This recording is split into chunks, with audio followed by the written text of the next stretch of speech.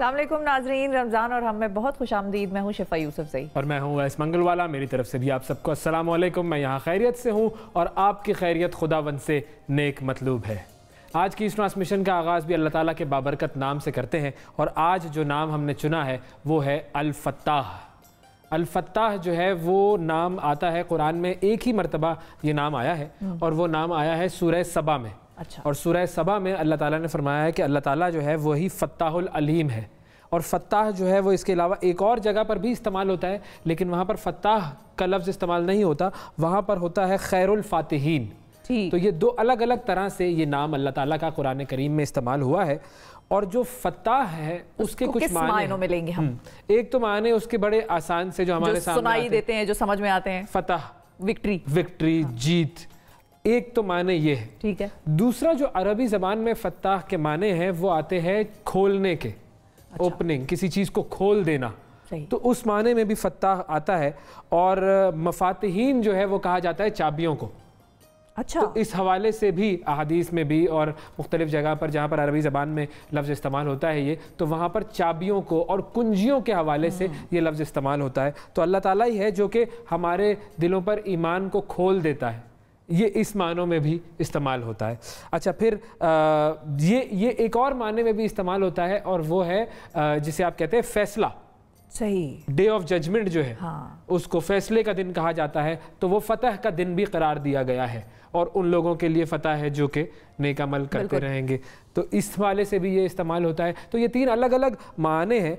अब असल जो चीज़ आती है वो ये है कि जो मेन जो इसका बुनियादी माने है वो है खोलने के हवाले से। और अल्लाह ताला ही है जो कि अपनी रहमत के दरवाजे हम पर खोल देता है, अपने करम के दरवाजे हम पर खोल देता है। अगर इन तीनों मायनों को हम मिला लें बिल्कुल, तो कुंजियों से हम उसी के पास है। हाँ बिल्कुल, उसी के पास कुंजियाँ हैं। हाँ। वो हमें हमारे सामने जब वो चीज़ों को खोल देता है, ईमान भी हमारे सामने इसी तरह आता है कि खुलकर सामने आ जाती हैं चीज़ें और फिर हम उन चीज़ों पर उस ईमान पर अमल करते हैं कि जो कि अल्लाह ताला हमारे दिलों को खोल कर उसमें डाल देता है। तो ये एक माने आते हैं। और फिर एक और चीज़ है कि अगर अल्लाह ताला अपनी रहमत के दरवाजे हम पर खोल दे तो फिर कोई ऐसा नहीं है कि जो उन दरवाज़ों को बंद कर सके। ऐसा भी है। हाँ। क्योंकि उसने वो दरवाजे खोल दिए हैं। सारी दुनिया आपके खिलाफ हो, लेकिन अगर वो आपके साथ है तो फिर कोई मसला नहीं है। और अगर उसने अपनी रहमत के दरवाजे आप पर बंद कर लिए तो फिर चाहे जितनी भी कोशिश कर ली जाए, चाहे कोई भी कोशिश कर लीजिए, तो फिर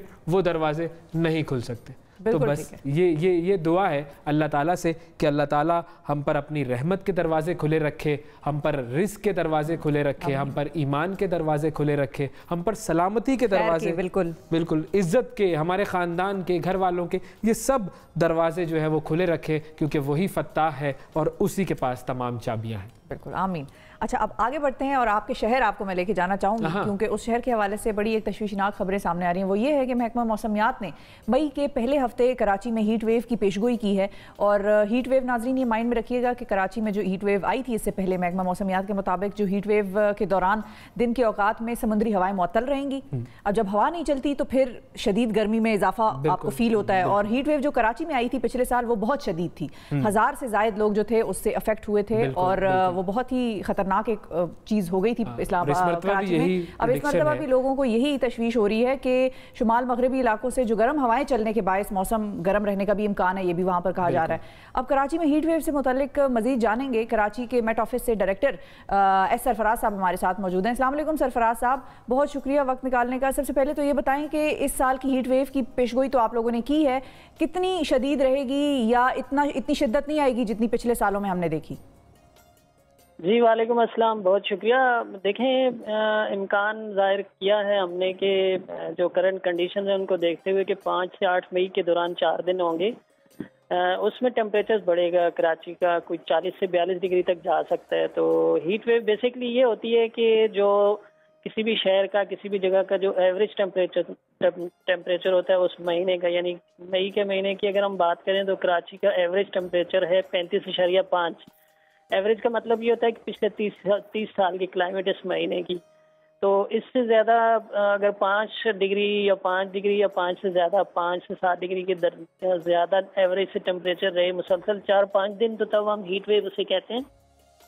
तो इसमें ये इम्कान है कि 5 से 8 मई के दौरान ऐसे ये 4 दिन होंगे, 3 या 4 दिन जिनमें टेम्परेचर 40 से 42 के दरमियान रहेगा।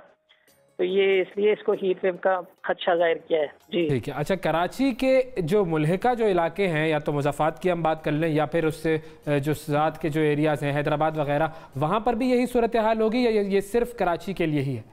जी, वहाँ पर भी होगी। वहाँ पर तो ऑलरेडी हैदराबाद में तो 42-43 तक टेम्परेचर, नवाबशाह में 44-45 तक पहुँच चुका हुआ है इन दिनों। तो ये ऑलमोस्ट ये जो 3 दिन होंगे 5, 6 और 7, इन 3 दिनों में ऑलमोस्ट पूरा सिंध ही मुतासिर होगा बशमूल कराची। जी। और यहाँ पर कोई बारिशों की कोई उम्मीद है रमज़ानुल मुबारक में? कराची में तो कोई इम्कान नहीं है जी। अपर सिंध में कुछ चांसेस हैं कि कल, हाँ 4 तारीख को, 4 मई को कुछ चांसेस हैं कि सखर, लाड़काना और नवाबशाह और सखर, लाड़काना, जैकोबाद, दादू खासकर और शिकारपुर, इन इलाकों में कुछ आंधी वांधी चले और कुछ बारिश हो जाए। नीचे कराची की तरफ, हैदराबाद की तरफ और लोअर सिंध की तरफ कोई इम्कान नहीं है। ठीक है। और ये हीट वेव आप कह रहे हैं कि 8 मई तक ख़त्म हो जाएगी? जी बिल्कुल। ये खासकर 6 और 7 मई जो है ये 2 दिन ज़्यादा है, उसमें टेम्परेचर 42 या हो सकता है 43 भी चला जाए। ये 2 दिन ऐसे हैं। और फिर 5 को भी 39 से 40 रह सकता है और फिर 8 को दोबारा 39-40 तक आ जाएगा और फिर 9 से फिर कंडीशन बेहतर हो जाएगी। जी ठीक है, बहुत शुक्रिया सरफराज साहब, आपने वक्त दिया। और जो भी कराची के हमारे जो नाजरीन हैं वो ये बात ज़रा गौर से सुन लें कि एक तो वैसे भी कोरोना की वजह से लॉकडाउन है तो आपने घरों से बाहर नहीं निकलना, लेकिन फिर भी जो लोग मुख्तलिफ मामलात की वजह से घर से बाहर निकल रहे हैं तो वो ज़रा ये ख्याल रखें कि ये हीट वेव जो है ये आ रही है और इस हीट वेव में आपको अपना ख्याल ज़्यादा रखने की ज़रूरत है। अब ज़रा चलते हैं सिंध पर नज़र डालते हैं। वफाकी हुकूमत और सिंध एक मरतबा फिर आमने सामने नज़र आ रहे हैं। इल्ज़ामात दर इल्ज़ामात की सियासत शुरू हो चुकी है। 18वीं तरमीम की बात हो या फिर मुल्क में कोरोना वायरस से पैदा होने वाली सूरत हाल, वफाकी हुकूमत अगर स्मार्ट लॉकडाउन की बात करती है तो सिंध हुकूमत मुकम्मल लॉकडाउन की बात करती है। डॉक्टर्स के मसाइल से लेकर मरीजों की तादाद तक, इमदाद की तकसीम से लेकर हर चीज़ पर ऐसा क्यों हो रहा है कि वफाक और सिंध में टकराव, सियासत ऐसी क्यों हो रही है कि हम साथ मिलकर बैठकर काम क्यों नहीं कर सकते? कौन से मसाइल हैं, कौन सी बातें हैं जिसकी वजह से दोनों आमने सामने हैं? इस पर हम बात करेंगे। हमारे साथ मौजूद हैं पाकिस्तान पीपल्स पार्टी के रहनुमा जनाब सईद गनी साहब। अस्सलाम वालेकुम सईद गनी साहब। जी वालेकुम सलाम। सईद साहब, सबसे पहले तो ये बताइए कि ये मामला जो है वो दिन ब दिन बढ़ता जा रहा है और अभी बिलावल भुट्टो साहब की भी प्रेस कॉन्फ्रेंस थी, फिर आपकी और नासिर शाह साहब की भी थी। अच्छा, बिलावल साहब भी कुछ गुस्से में नज़र आए, आप लोग भी कुछ गुस्से में थे और मुझे ये समझ में नहीं आ रहा कि एक तो बिलावल साहब की भी प्रेस कॉन्फ्रेंस जो थी, क्या वो विफाक से मदद लेने के लिए थी, विफाक को उसकी गलतियों का एहसास दिलाने के लिए थी या फिर गुस्सा करने के लिए थी? देखिए, मैं सिर्फ एक गुजारिश करता हूँ आप तमाम जो मीडिया के हमारे दोस्त हैं उनसे, कि जब आप कहते हैं ना कि दोनों तरफ से हम लगे हुए हैं एक दूसरे के खिलाफ, तो ये थोड़ा सा गौर कर लें कि दोनों तरफ से बातें हो क्या रही और एक जो रवायती इल्ज़ाम तराशी होती है वो कहाँ से हो रही है और इश्यूज कौन है जो रेज कर रहा है, और या हम सिर्फ मजबूर हो जाते हैं जब जवाब देना पड़ता है, जब वहां से कोई बात कही जाती है उसका जवाब देते हैं। हमने चीनी का इतना बड़ा स्कैंडल इनका आया, अभी मुझे बताइए कि हमने कोई किसी ने खड़े होकर कहा कि जी इस पर बात होनी चाहिए, इनको लटका दो, उनको हटा दो, कुछ कर दो, कोई बात नहीं की। हमने समझा कि ये वक्त मुनासिब नहीं है, हम बाद में कर लेंगे। गंदम की इन्होंने रिपोर्ट बनाई, उस पर बहुत सारे नाम आए। IPPs की जब रिपोर्ट आई उसमें इनके दरमियान बैठे हुए बहुत सारे लोगों के नाम थे। हमने कोई पॉलिटिकल पॉइंट स्कोरिंग की बात नहीं की, इन पर तनकीद नहीं की, इसको इशू नहीं बनाया। हम ये बिल्कुल समझते हैं कि इस वक्त इस मुल्क का सबसे बड़ा मसला कोरोना है और उसके ऊपर एक नेशनल यूनिटी होनी चाहिए और उसके ऊपर अगर हमारे डिफरेंस ऑफ ओपिनियन है भी तब भी हमें बैठकर उसको रिजॉल्व करना चाहिए। लेकिन पिछला अगर 1 महीना छोड़ दें, उससे पहले पहला महीना ले लें, तो हमारी तरफ से तारीफें हुई हैं, हमारी तरफ से हमने रिकग्नाइज किया है। हालांकि बहुत सारे इशूज से हम कहते रहे कि नहीं वफाकी हुकूमत हमारी बहुत मदद कर रही है, जो हम कह रहे हैं सारी बात हमारी मान रही है, हालांकि उस पर भी इशूज थे। हम इस तरह के हालात पैदा नहीं करना चाहते थे। अगर मतलब आप माशाल्लाह, तो फिर सईद गनी साहब फिर बड़ा दिल दिखा देना। अगर यहाँ से कोई बयानात आते भी हैं तो फिर मतलब ना करें, अभी उस पर बात ना करें, कोरोना चला जाए तो उसके बाद बात करें, या क्या आप लोग को इस बात का डर हो जाता है कि भाई अगर आप लोग जवाब नहीं देंगे बयानात का जो यहाँ वफाक से आ रहे हैं, उन बयानात का अगर जवाब नहीं देंगे तो आप लोगों की सियासत मुतासिर हो जाएगी? नहीं, देखिए मैं आपको मिसाल देता हूँ। अगर इनके लोग आकर रोजाना वजीर इनके वजीर वैसे आमतौर पर तो जिम्मेदार लोग होते हैं, लेकिन अब अलग बात है कि इनके वजीर अगर जिम्मेदारी का मुजाहरा करते हैं। अगर कोई वजीर बैठ के ये कहे कि जी 8 अरब रुपए का राशन बांट दिया उन्होंने, जिसका ना कोई सर है ना कोई पैर है, अब मुझे बताइए कि मैं इसका जवाब दूं कि ना दूं कि ये झूठ बोल रहा है। अगर कोई वजीर बैठ के ये कहे कि जी इन्होंने राशन बांटा है, वो पता नहीं खा गए, पता नहीं किसको दे दिया, अब मेरी जिम्मेदारी बन जाती है कि मैं इसका जवाब दूं कि भाई ऐसा नहीं है, हमने इस तरह से बांटा, ये रिकॉर्ड हमारे पास मौजूद है। अगर कोई वजीर इनका ये कहे कि जी 12 अरब रुपए कोरोना के नाम पर ये खा गए, अब मुझे बताइए कि मुझे इसका जवाब देना चाहिए कि नहीं देना चाहिए। अच्छा, ठीक है, गैर जिम्मेदाराना बयानात के आप जवाब दे दें, लेकिन फिर जो ये चीज होती है कि आप लोगों की तरफ से ये कहा जाता है कि वफाक हमें पैसा नहीं दे रहा, वफाक हमारे साथ ताउन नहीं कर रहा, तो वफाक किस चीज के पैसे सिंध को दे? सिंध के पास क्या अपना हेल्थ का बजट नहीं है, अपना जो दीगर डेवलपमेंट के बजट्स हैं वो नहीं है क्या सिंध के पास अभी तक? देखें, अगर हमारे मुल्क के हालात बिल्कुल नॉर्मल हो ना, कोई ऐसी विबा ना आई हो, तो ना हमने कभी एक्स्ट्रा पैसे मांगे हैं, ना कभी हम तवक्को करते हैं कि हमें वो देंगे। लेकिन जब जब मुल्क में बड़े बहरान आए हैं, पीपुल्स पार्टी की हुकूमत थी, 18वीं तरमीम हो गई थी, लेकिन सवात में जब दहशतगर्दों के खिलाफ ऑपरेशन हुआ, सवात के पूरे 3 मिलियन लोगों को कहीं और जाके डिस्प्लेस करके बिठाया गया, तो उस वक्त हमने नहीं कहा कि 18वीं तरमीम हो गई और खैबर पख्तूनख्वा की हुकूमत ये सारा बोझ उठाए। वफाकी हुकूमत ने ये बोझ उठाया। उसके बाद जब मुल्क में सैलाब आया और सैलाब से बहुत बड़ा मुल्क का एक हिस्सा जो मुतासिर हुआ, हमने नहीं कहा कि 18वीं तरमीम आ गई लिहाजा सूबाई हुकूमतें करें। वफाकी हुकूमत ने लीड ली और वफाकी हुकूमत ने जाकर मदद की, इमदाद की और मसले को हल करने की कोशिश की। इसी तरह बारिशों से जब लोग मुतासिर हुए तब भी हमने किया।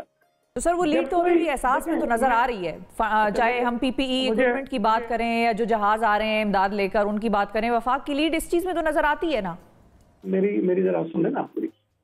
देखें, हमारे पास वफाकी हुकूमत के पास या सूबाई हुकूमतों के पास जो वसाइल हैं वो बड़े महदूद हैं। हमारे बजट पहले से अंडर प्रेशर इसलिए आ गए हैं कि देखें, मिसाल एक्स्ट्राऑर्डिनरी सिचुएशन आ गई। मैं आपको मिसाल दे दूं, लेकिन फेडरल गवर्नमेंट ने जब अपना बजट प्लान किया उस वक्त हमें बताया गया कि सूबा सिंध को इस साल हम 835 अरब रुपए देंगे। ये जब बजट बनाया तो मैं बता दिया, हमने उस 835 अरब रुपए को रखा, फिर अपने जो रेवेन्यूज थे उसको सामने रखा, हमने अपना एक बजट प्लान कर लिया। अब अगर वफाकी हुकूमत 4 मरतबा रिवाइज करेगी अपने रेवेन्यूज को और अब वो तकरीबन 4000 अरब से नीचे आ गए, 1500 अरब से ज्यादा का उनका शॉर्टफॉल होने जा रहा है, तो हमें तो नहीं मिलेंगे 835 अरब रुपए जी, क्योंकि उनके पास रेवेन्यूज है नहीं इतने, हमें नहीं देंगे। हमारे अपने रेवेन्यूज हैं वो कम हो गए। अब आप हमें ये कहें कि जी जो आपने बजट बनाया था उसके अंदर वैसे ही कुछ 300-400 अरब रुपए का शॉर्टफॉल आ रहा है और उसके अंदर आपके ऊपर ये कोरोना की वबा भी आ जाए और आप सारा कुछ करो, लोगों को रिलीफ भी आप दो। वफाकी हुकूमत के पास इस वक्त स्पेस बनी है। देखिए, अगर उन्होंने बेनजीर इनकम सपोर्ट प्रोग्राम के पैसे दिए हैं तो ये ऑलरेडी बजटेड अमाउंट थी।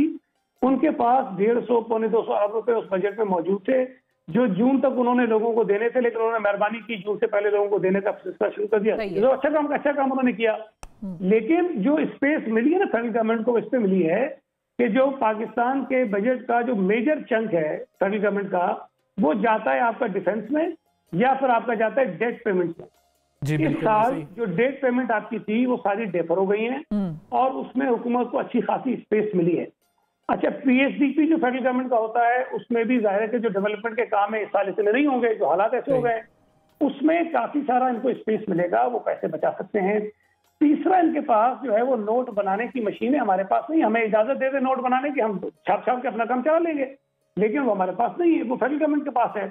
तो अगर फेडरल गवर्नमेंट अपने उल्लू सीधे करने के लिए अरबों रुपए छाप सकती है और इकोनॉमी में डाल सकती है, तो इस मौके पर जब जरूरत है वाकई तो वो पैसे भी नोट भी छाप सकते हैं। तो क्या ऐसा हुआ है, अरबों रुपए छापे गए हैं हुकूमत की तरफ से और वो कोरोना के फंड में इस्तेमाल हुए? मैं आपसे ये कह रहा हूँ कि ये एक एवेन्यू मौजूद होता है फेडरल गवर्नमेंट के पास। ऐसा हुआ तो नहीं है ना, मतलब मैं समझा कि शायद ऐसा हुआ है, मैं ये कंफर्म करना चाह रहा था। करते रहते हैं, देखिए फेडरल गवर्नमेंट अपने अखराजात पूरे करने के लिए, हाँ बिल्कुल ठीक है, वो तो करते रहते हैं, दुरुस्त सही है। तो मैं समझा कि शायद इस मर्तबा कोरोना के हवाले से कुछ किया है, मेरी वो कंफ्यूजन थी, वो दूर हो गई। मैं सिर्फ ये कह रहा हूँ कि अगर इस वक्त हम सूबा सिंध की बात नहीं कर रहे हैं, जी बिलावल साहब ने चारों सूबों की बात की। अगर हम कहते हैं कि जी कोरोना को रोकना है, हम क्या कहते हैं, पहली बात क्या कहते हैं कि हमारी टेस्टिंग की कैपेसिटी बढ़नी चाहिए। भाई टेस्टिंग कैपेसिटी बढ़ाने के लिए आपको लेबोरेटरी चाहिए, आपको पीसीआर मशीनें चाहिए, आपको बिल्कुल सही चाहिए। तो सूबाई हुकूमतों के पास देखिए, हमें अगर इन्होंने दिए कोई 25-40 हज़ार किट दिए ना, कोई लाखों किट तो हम खुद ले चुके हैं। लेकिन ये हम कब तक सस्टेन करेंगे कि लाखों केस हम लेते रहे? बलूचिस्तान कैसे करेगा? केपी कैसे करेगा? अच्छा, सिंध में लॉकडाउन के हवाले से मैं कुछ पूछना चाह रहा था, लेकिन उससे पहले एक छोटी सी बात, क्योंकि आप 18वीं तरमीम के हवाले से भी बात कर रहे थे, तो ये 18वीं तरमीम का क्यों मामला बार बार आ जाता है? और 18वीं तरमीम कौन सी ऐसी कोई मतलब कोई कुरान और हदीस है जिसमें तब्दीली नहीं हो सकती या कोई उसके बारे में नज़रसानी नहीं की जा सकती? जहां पर 18वीं तरमीम की बात आती है तो फौरन ये सिलसिला शुरू हो जाता है कि नहीं जी, इस पर तो कोई बात हो ही नहीं सकती है। ऐसा क्यों है? मैं गुजारिश कर देता हूँ, देखें, पहली बात तो ये है कि मुझे ये बताइए कि क्या ये मौका है कि इस किस्म के इश्यूज जो कंट्रोवर्शियल है, आपका पॉइंट ऑफ व्यू डिफरेंट है, मेरा डिफरेंट है, कंट्रोवर्सी है इसमें जी, इस मौके पर 18वीं तरमीम की ये रागनी छेड़ने की जरूरत क्या थी इनको? ठीक है, मतलब मौका सही नहीं है। वैसे तो डिबेट हो सकती है ना उसके ऊपर, वैसे तो तब्दीली आ सकती है ना। अच्छा, मेरी बात सुने ना। दूसरी बात ये है कि देखिए 1973 के कॉन्स्टिट्यूशन के बाद 18th अमेंडमेंट ये दूसरा डॉक्यूमेंट है जिसके ऊपर कंसेंसस था आपकी, और इतनी आपकी देखिए, और इतनी तरामीम आइन में हुई है, 25 हो चुकी हैं। कोई तरमीम शायद इक्का दुक्का कोई होगी माइनर नहीं, हाँ, लेकिन ये एक ऐसी डिबेट है, मतलब मेरा सिर्फ सवाल ये है कि क्या कभी भी जिंदगी भर ता कयामत उस पर कोई बात नहीं हो सकती या हो सकती है? सिर्फ हाँ या नहीं मुझे ये कह दीजिए बस। मतलब मैं सिर्फ ये समझने की कोशिश कर रहा हूँ कि क्या वो ऐसी चीज मोहर लग गई कि अब जिंदगी में कभी कुछ नहीं हो सकता उसका? आप मुझसे इसका जवाब हाँ और नहीं में तो नहीं ले सकते ना। अगर मैं आपको कहूंगा नहीं तो मैं उसके आपको रीजन बताऊँ। ठीक है, मतलब मैं रीजंस तो वो सारे एक लंबी डिबेट हो जाएगी और वक्त चूंकि हमारे पास कम होता है। लॉकडाउन के हवाले से भी मैं अपडेट चाह रहा था आपसे। ये डिबेट हाँ या नहीं होने वाली नहीं है। अगर हम कहते हैं ना कि ये हुकूमत नहीं कर सकती तो उसकी वजूहत ये इसलिए है कि इस हुकूमत के पास अपनी हुकूमत चलाने के लिए 3 सीटें हैं। बिल्कुल ठीक है, और इसको चाहिए जितनी सीटें वो उसके पास नहीं है, तो भाई जब एक काम आप अभी नहीं कर सकते। हाँ सही है, वो स्ट्रेंथ नहीं है हुकूमत के पास। बिल्कुल, ये एक अलग चीज है। बिल्कुल ठीक है। अच्छा, लॉकडाउन के हवाले से बताइएगा कि ये जो स्मार्ट लॉकडाउन वाला सिलसिला है, अब सिंध हुकूमत क्या करेगी कि स्मार्ट लॉकडाउन की तरफ जा रही है? लॉकडाउन सख्त कर रहे हैं, कम कर रहे हैं, क्या मामलात हैं अभी? देखें, एक तो स्मार्ट लॉकडाउन, हैंडसम लॉकडाउन, पता नहीं शॉर्ट लॉकडाउन, लॉन्ग लॉकडाउन, पता नहीं क्या क्या ये नाम करते हैं। सारी दुनिया में ये नाम यूज हो रहा है। ये तो स्मार्ट लॉकडाउन तो सारी दुनिया में यूज हो रहा है नाम। नहीं, मतलब बहुत सारे आ गए ना, कोई लाइट और हार्ड, पता नहीं क्या क्या नाम हो रहे हैं इसके इस्तेमाल। मैं सिर्फ आपको एक मिसाल दे दूं कि देखिए लॉकडाउन पूरे मुल्क में था, लेकिन मर्दान की एक यूसी मंगा में उसको सील किया गया। क्यों किया गया भाई? जब लॉकडाउन पहले ही था, क्योंकि वहाँ केसेस बड़े उन्होंने कर दिया। लॉकडाउन के होते हुए इस्लामाबाद में 12 कोह के इलाके को जो है वो बंद किया गया। बिल्कुल सही। लॉकडाउन के होते हुए लाहौर के पता नहीं 16-20 इलाकों को जो है बंद किया गया। ठीक है। लॉकडाउन के होते हुए कराची की 11 यूसियों के मुख्तलिफ इलाकों को बंद किया गया। तो बहरहाल मैं तो खुद समझने की कोशिश कर रहा हूँ कि क्या हमें समझाना चाहते हैं कि अगर आपने इस्लामाबाद के 2 सेक्टर्स के कुछ इलाकों को सील कर दिया है तो लॉकडाउन तो मुल्क में मौजूद है ना, फिर आप क्यों कर रहे हैं? सही है। बस सिंध का बता दीजिए एक जुमले में कि अब हम क्या देखने जा रहे हैं सिंध में, ताकि सिंध की आवाम को थोड़ा सा पता लग जाए।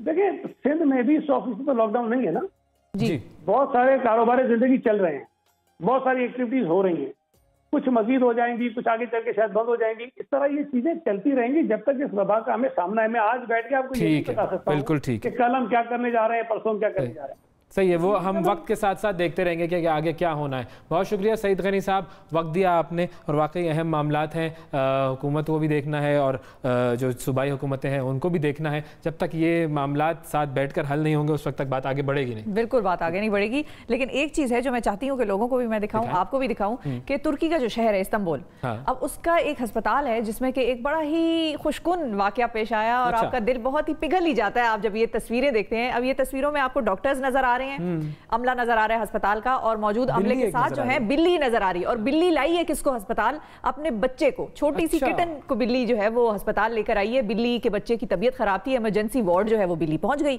और जहां मौजूद जो अमला था, ये देखें ये बिल्ली ला रही है अपने बच्चे को हॉस्पिटल के अंदर, और वहां पर जो अमला था उसने फिर उसका बच्चे का इलाज भी किया। जो माँ थी बिल्ली, उसको दूध भी पिलाया, बड़ा उन्होंने ख्याल रखा उसका। ये अस्पताल के अंदर आ गई, ये अस्पताल के अंदर आ गई। अब बिल्ली को किसी ने बताया है कि भाई अगर कोई बीमार हो जाए तो अस्पताल ले जाना बच्चों को। बताने वाली एक ही जात है, ऊपर वाले की जात है, वही उसी ने शायद उसके जहन में ये उसके जहन में ये डाला होगा। देखिए वो मदरली इंस्टिंक्ट्स जो होती है ना, माँ तो माँ है, वो तो हर एक में अपने औलाद के लिए वैसी ही होती है, चाहे वो इंसान हो या चाहे वो जानवर हो। वाह वाह, वाकई तो उस बिल्ली को भी एहसास हुआ कि शायद यहाँ पे कुछ होता होगा, लोगों को बचाया जाता होगा, तो अपने बच्चे को भी वो ले गई। उन्होंने फिर बच्चे का इलाज भी किया और बड़ा ख्याल रखा इन दोनों। अब इससे हमें ये भी सीखने की जरूरत है कि हमें बड़ा जो है वो जानवरों का ख्याल करने की ज़रूरत है, और ख़ास तौर पर आजकल के दिनों में, क्योंकि ज़ाहिर है बहुत सारे मामलात हैं, लोग बाहर नहीं होंगे जब, तो जानवरों के लिए भी मुश्किलात होंगी, पेट्स के लिए, और जो पेट्स नहीं है, जो स्ट्रे एनिमल्स हैं, उनके लिए भी। तो ये बड़ा आपने इंटरेस्टिंग वाक़या ढूंढा, ये बहुत वायरल, लोग बड़ा शेयर कर रहे थे, तो मैंने सोचा कि हम जिन्होंने नहीं देखी उनको हम टीवी पे दिखा दें।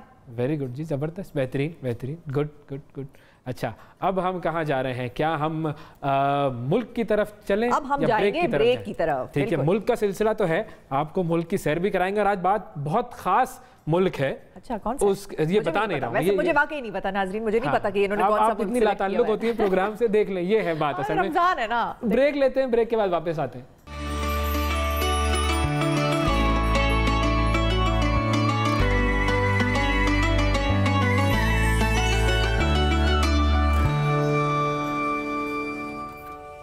वेलकम बैक जी, रमज़ान और हम में एक मरतबा फिर खुशामदीद। दुनिया भर में कोरोना वायरस के केसेस में कहीं पर ग्राफ ऊपर जा रहा है, तो कहीं रोज़ाना की बुनियाद पर सामने आने वाली जो केसेस हैं उनमें कमी हो रही है। पाकिस्तान में पिछले 2-3 दिनों के दौरान रोज़ाना की बुनियाद पर सामने आने वाले जो केसेस हैं उनकी तादाद में रिकॉर्ड इजाफा हुआ है। कल के दिन जो 24 घंटे, जो गुज़िश्ता 24 घंटे गुजरे हैं, उसके दौरान कोरोना वायरस के सबसे ज़्यादा 1297 केसेस सामने आए, जबकि इस दौरान हलाक होने वालों की तादाद 32 तक पहुंच गई, जो इस वबा के दौरान एक ही दिन में होने वाली हलाकतों की सबसे बड़ी तादाद है।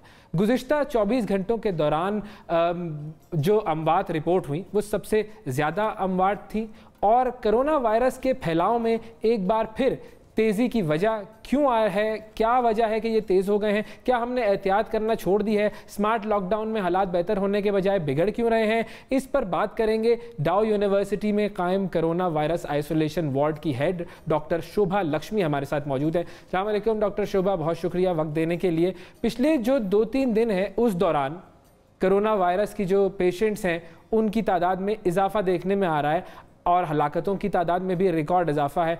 आपको इसकी क्या वजूहात नजर आती हैं? Thank you so much for inviting, और वालेकुम अस्सलाम। देखिए, मुझे लगता है कि अब हम वो केसेस देख रहे हैं कि जब से लॉकडाउन में रिलैक्सेशन हुई है और लोगों ने जो है वो बाहर निकलना शुरू किया है और लोग एहतियात इतनी नहीं करे, तो देखें केसेस हमारे पास ज्यादा आ गए।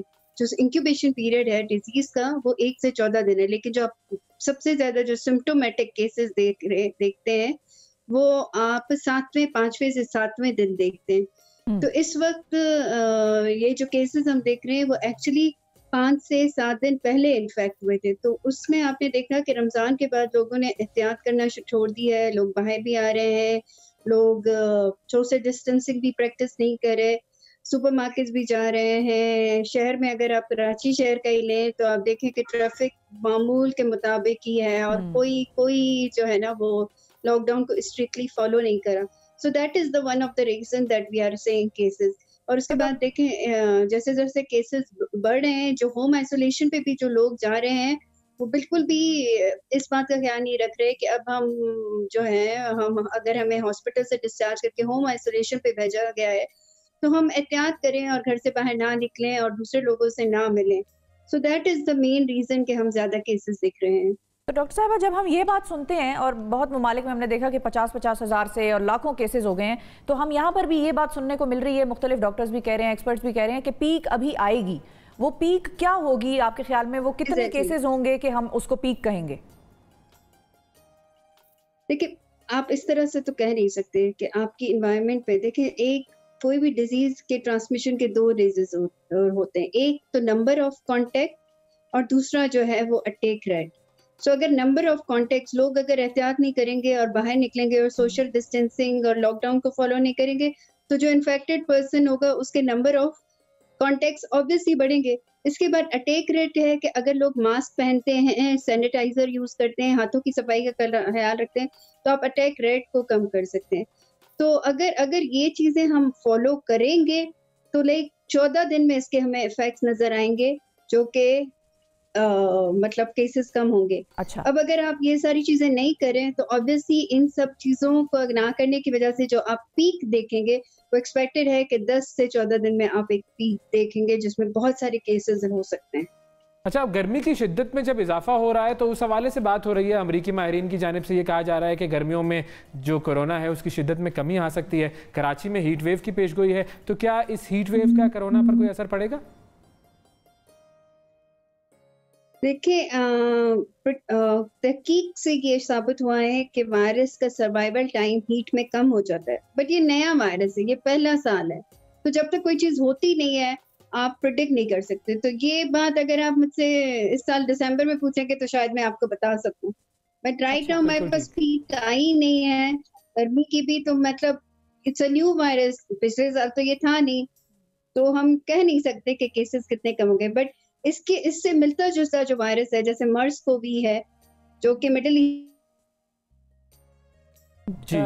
कनेक्शन नाजरीन हमारा ज़रा उनसे मुनक़ता हो गया, अभी दोबारा हम उनको ले लेंगे तो फिर हम उनसे मजीद पूछेंगे। लेकिन पीक जो है वो कह रही हैं कि आनी है, अभी पीक आनी है, तो इसका मतलब ये है कि एहतियात की ज़्यादा ज़रूरत है और डबल कर लें। बिल्कुल। और ये वक्त के साथ साथ हमने तो ये देखा ना कि लोग सुस्त पड़ने लग गए, उन्होंने बड़ी रिलैक्सेशन कर ली, गवर्नमेंट ने भी कह दिया कि चलो भाई इंक्रीमेंटल लॉकडाउन है या हल्का फुल्का लॉकडाउन है तो आप बाहर भी निकलें, एहतियात के साथ निकलें, लेकिन निकलें। और इस बात को लोगों ने इस तरह से लिया कि उनको लगा कि भाई प्रॉब्लम सॉल्व हो गई है। प्रॉब्लम सॉल्व अभी नहीं हुई है और ये आने वाले दिनों में हम देखेंगे कि ये मजीद बढ़ेगी, इसलिए आपको अपनी एहतियात में भी 2 गुना 3 गुना इजाफा करना पड़ेगा। बिल्कुल ऐसा ही है, और फिर एहतियात में इजाफा करना पड़ेगा, और फिर जो लॉकडाउन के मामला हैं उनको भी हुकूमत को जरा दोबारा देखना पड़ेगा, रिकंसिडर भी करना पड़ेगा। जो स्मार्ट लॉकडाउन, और जैसे अभी वो कह रहे थे हैंडसम लॉकडाउन और स्मार्ट लॉकडाउन, अब या तो हम स्ट्रिक्ट लॉकडाउन की तरफ जाएं या फिर स्मार्ट लॉकडाउन की तरफ जाएं, तो इस हवाले से हुकूमत को डिसाइड करना पड़ेगा, क्योंकि लोग जो हैं वो कंट्रोल नहीं आएंगे। बिल्कुल बिल्कुल। अच्छा, अब हम जरा चलते हैं मुल्क की तरफ। अच्छा, कौन सा मुल्क है? क्या तजस्सुस आपने डाला हुआ है? जब से ये वो मुल्क है जिसकी तारीख बहुत ज़्यादा जो है वो तवील बड़ी तारीख है इसकी।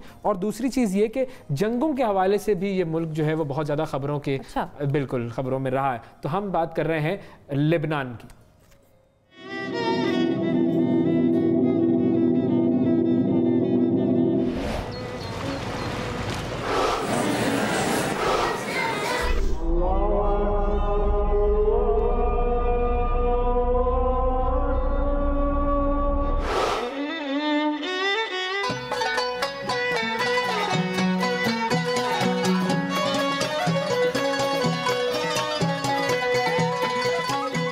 निगारे बज़्मे जहां, बैरूत बदीले बागे जिना, बच्चों की हंसती आंखों के जो आईने चकनाचूर हुए, अब उनके सितारों की लौ से इस शहर की रातें रोशन हैं और रुखशां है अर्ज़ लेबनान।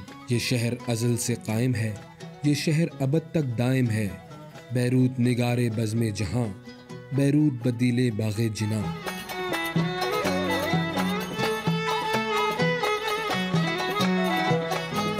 ये एक शहर की कसीदा खानी नहीं, बल्कि फैज़ अहमद फैज़ की नज़म में बैरूत की हैसियत का शायराना इजहार है। जून 1982 में इसराइल ने लिबनान पर हमला करके बैरूत पर कब्जा कर लिया। उन्हीं दिनों फैज़ अहमद फैज़ बैरूत में मुकीम थे और उन्होंने ये नज़म एक नगमा करबलाए बैरूत के लिए लिखी। बैरूत उस ज़माने में दुनिया भर के जिला वतन शोरा के लिए जन्नत था। उसकी खूबसूरती अब भी कम नहीं हुई। बुहैरा रोम के साहिल पर वाक़े मशरिक़ का पेरिस कहलाने वाला ये शहर आदमी को अपने शहर में जकड़ लेता है।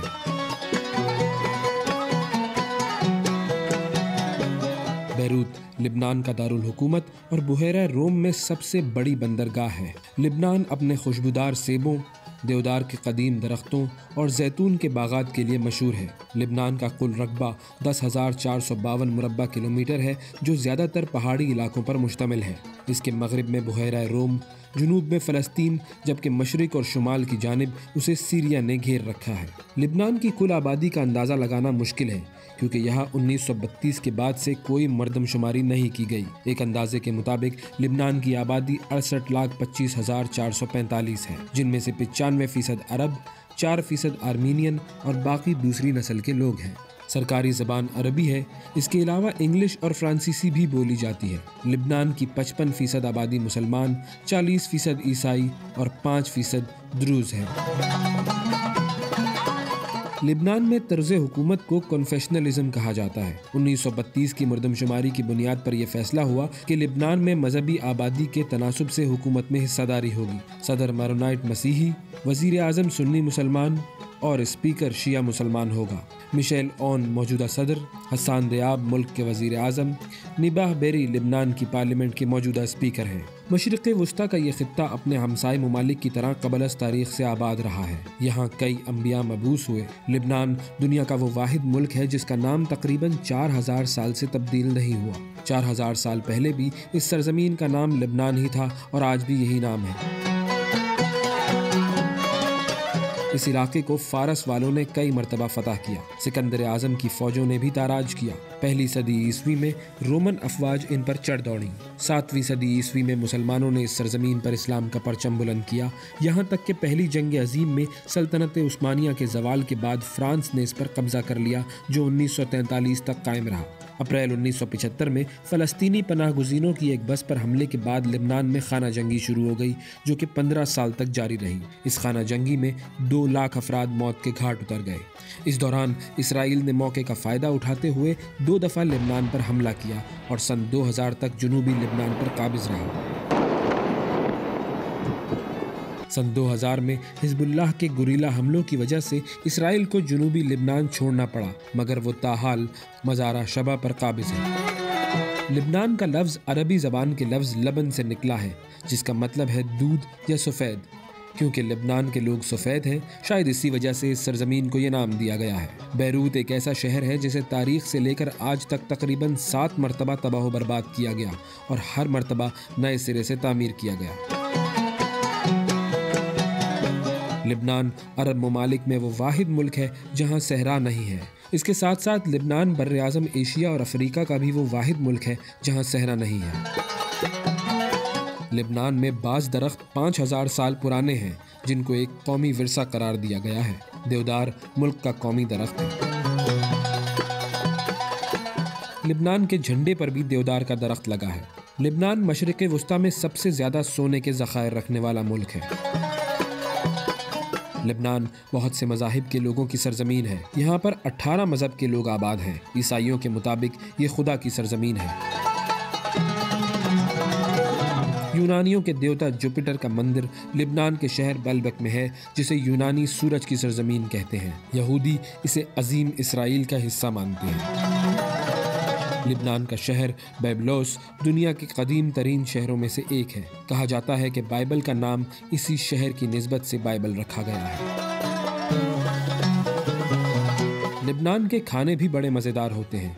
किबेह लिबनान की कौमी डिश है जो कीमे से बनाई जाती है और इसको चिलगोज़ा लगाकर फ्राई किया जाता है। इस डिश को देखकर यकीनन मुंह में पानी आ जाएगा। कोरोना वायरस की वजह से लिबनान के मुसलमान भी इस मरतबा पहले से मुख्तलिफ रमज़ान मना रहे हैं। लिबनान में कोरोना वायरस से 25 हलाकतें और 735 लोग मुतासिर हुए हैं।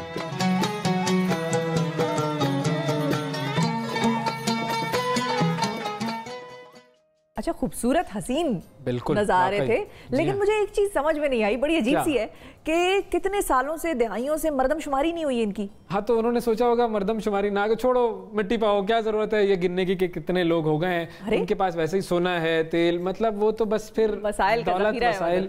और उन्होंने सोचा होगा, अजीब सी बात है, देखिए इसमें भी सियासत आती है। बड़ी अजीब सी बात है कि उनको परवाह नहीं है, उनको इस चीज़ का इंटरेस्ट ही नहीं है कि अवाम कितनी हो गई है। हमारे यहाँ पर जब मर्दमशुमारी होती है, मसाइल होते हैं उससे, तो बस उन्होंने इसीलिए नहीं की। चलो सही है, हम रहने देते हैं, वो उनकी मर्जी, उनका मुल्क है, उनकी मर्जी। हम आगे बढ़ते हैं। हर इबादत का रमज़ान में और वैसे भी एक दुनियावी पहलू होता है और एक उखरवी पहलू होता है। अब सवाब के अलावा इबादत हमें ज़िंदगी गुजारने का सलीका तरीका भी सिखाती हैं।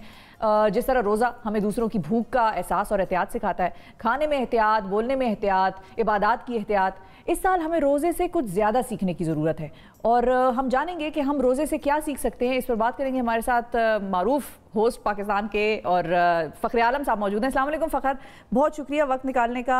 हमने सोचा कि हम ये पूछें आपसे कि इस साल रोज़े मुख्तलिफ हैं, बहुत ही डिफरेंट हैं और लॉकडाउन्स हैं और अजीब-ओ-गरीब कैफियत हमारे जहनों पे भी आती हैं और हम सोचते हैं कि भाई ये कैसा हो गया कि एक वायरस दुनिया में आया और ऐसा आया कि पूरी दुनिया एक वक्त में ही जो है वो अब बंद है, मतलब क्लोज शट डाउन है।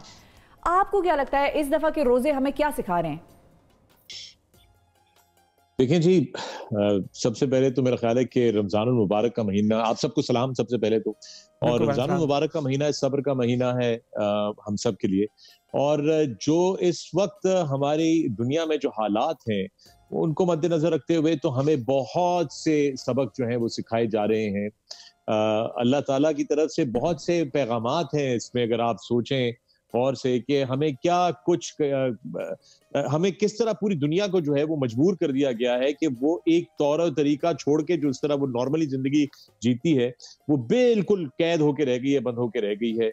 आपको जो बड़ी चीजें, बुनियादी चीजें थी, मतलब बाहर जाके टहलना, वॉक करना, वो भी आपको अब समझ में एहसास होना शुरू हो गया कि वो कितनी बड़ी नेमत है अल्लाह ताला की आपकी तरफ। तो इसलिए हमें सब्र और शुक्र तो हमेशा करना चाहिए था और करना चाहिए, लेकिन साथ साथ में जो बड़ी अहम बात है, जो बहुत जरूरी है, वो ये मैं बिलीव करता हूं कि हम वैसे भी इस्लाम के अंदर हमें जो चीजें बताई जाती हैं वो, मैं हालांकि कोई इतना बड़ा, मैं माज़रत चाहता हूँ, मैं बड़ा गुनहगार आदमी हूँ, अल्लाह ताला से मैं माफी चाहता हूँ, और मैं कोई बिल्कुल है, और ना मैं कोई आलिम हूँ ना कुछ हूँ, लेकिन बहैसियत एक आम आदमी मैं ये आपको कह सकता हूँ कि मुझे लगता है कि हमें और भी अपने आप को इंट्रोस्पेक्ट की जरूरत है कि हम इस्लाम की जो बताई हुई चीजें हैं हम उनसे कितना दूर होते चले गए हैं अपनी दुनियावी जिंदगी में, अपनी रूहानी जिंदगी में, अपने फराइज के हवाले से।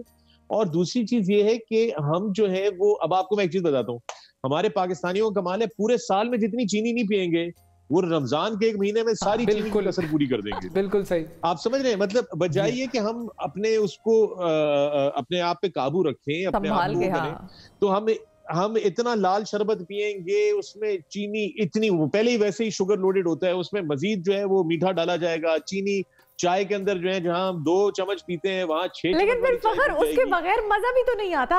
अब यही तो मतलब मजे ले रहे हैं लोग। देखिए सुनिए, आप अफ्तारी कैसे जस्टिफाई करेंगे उसके बगैर? आपकी बात, आप मुझे एक चीज बताएं कि क्या मजा करने के लिए हमें रोजा रखने का बोला गया था या सब्र करने के लिए? बिल्कुल या एक एहसास के अपने आप को क्लेंस करें, आप रूहानी तौर पे क्लेंस करें, जिस्मानी तौर पे क्लेंस करें, अपने आप को, अपने अंदर की सिस्टम को, निजाम को सफाई दें।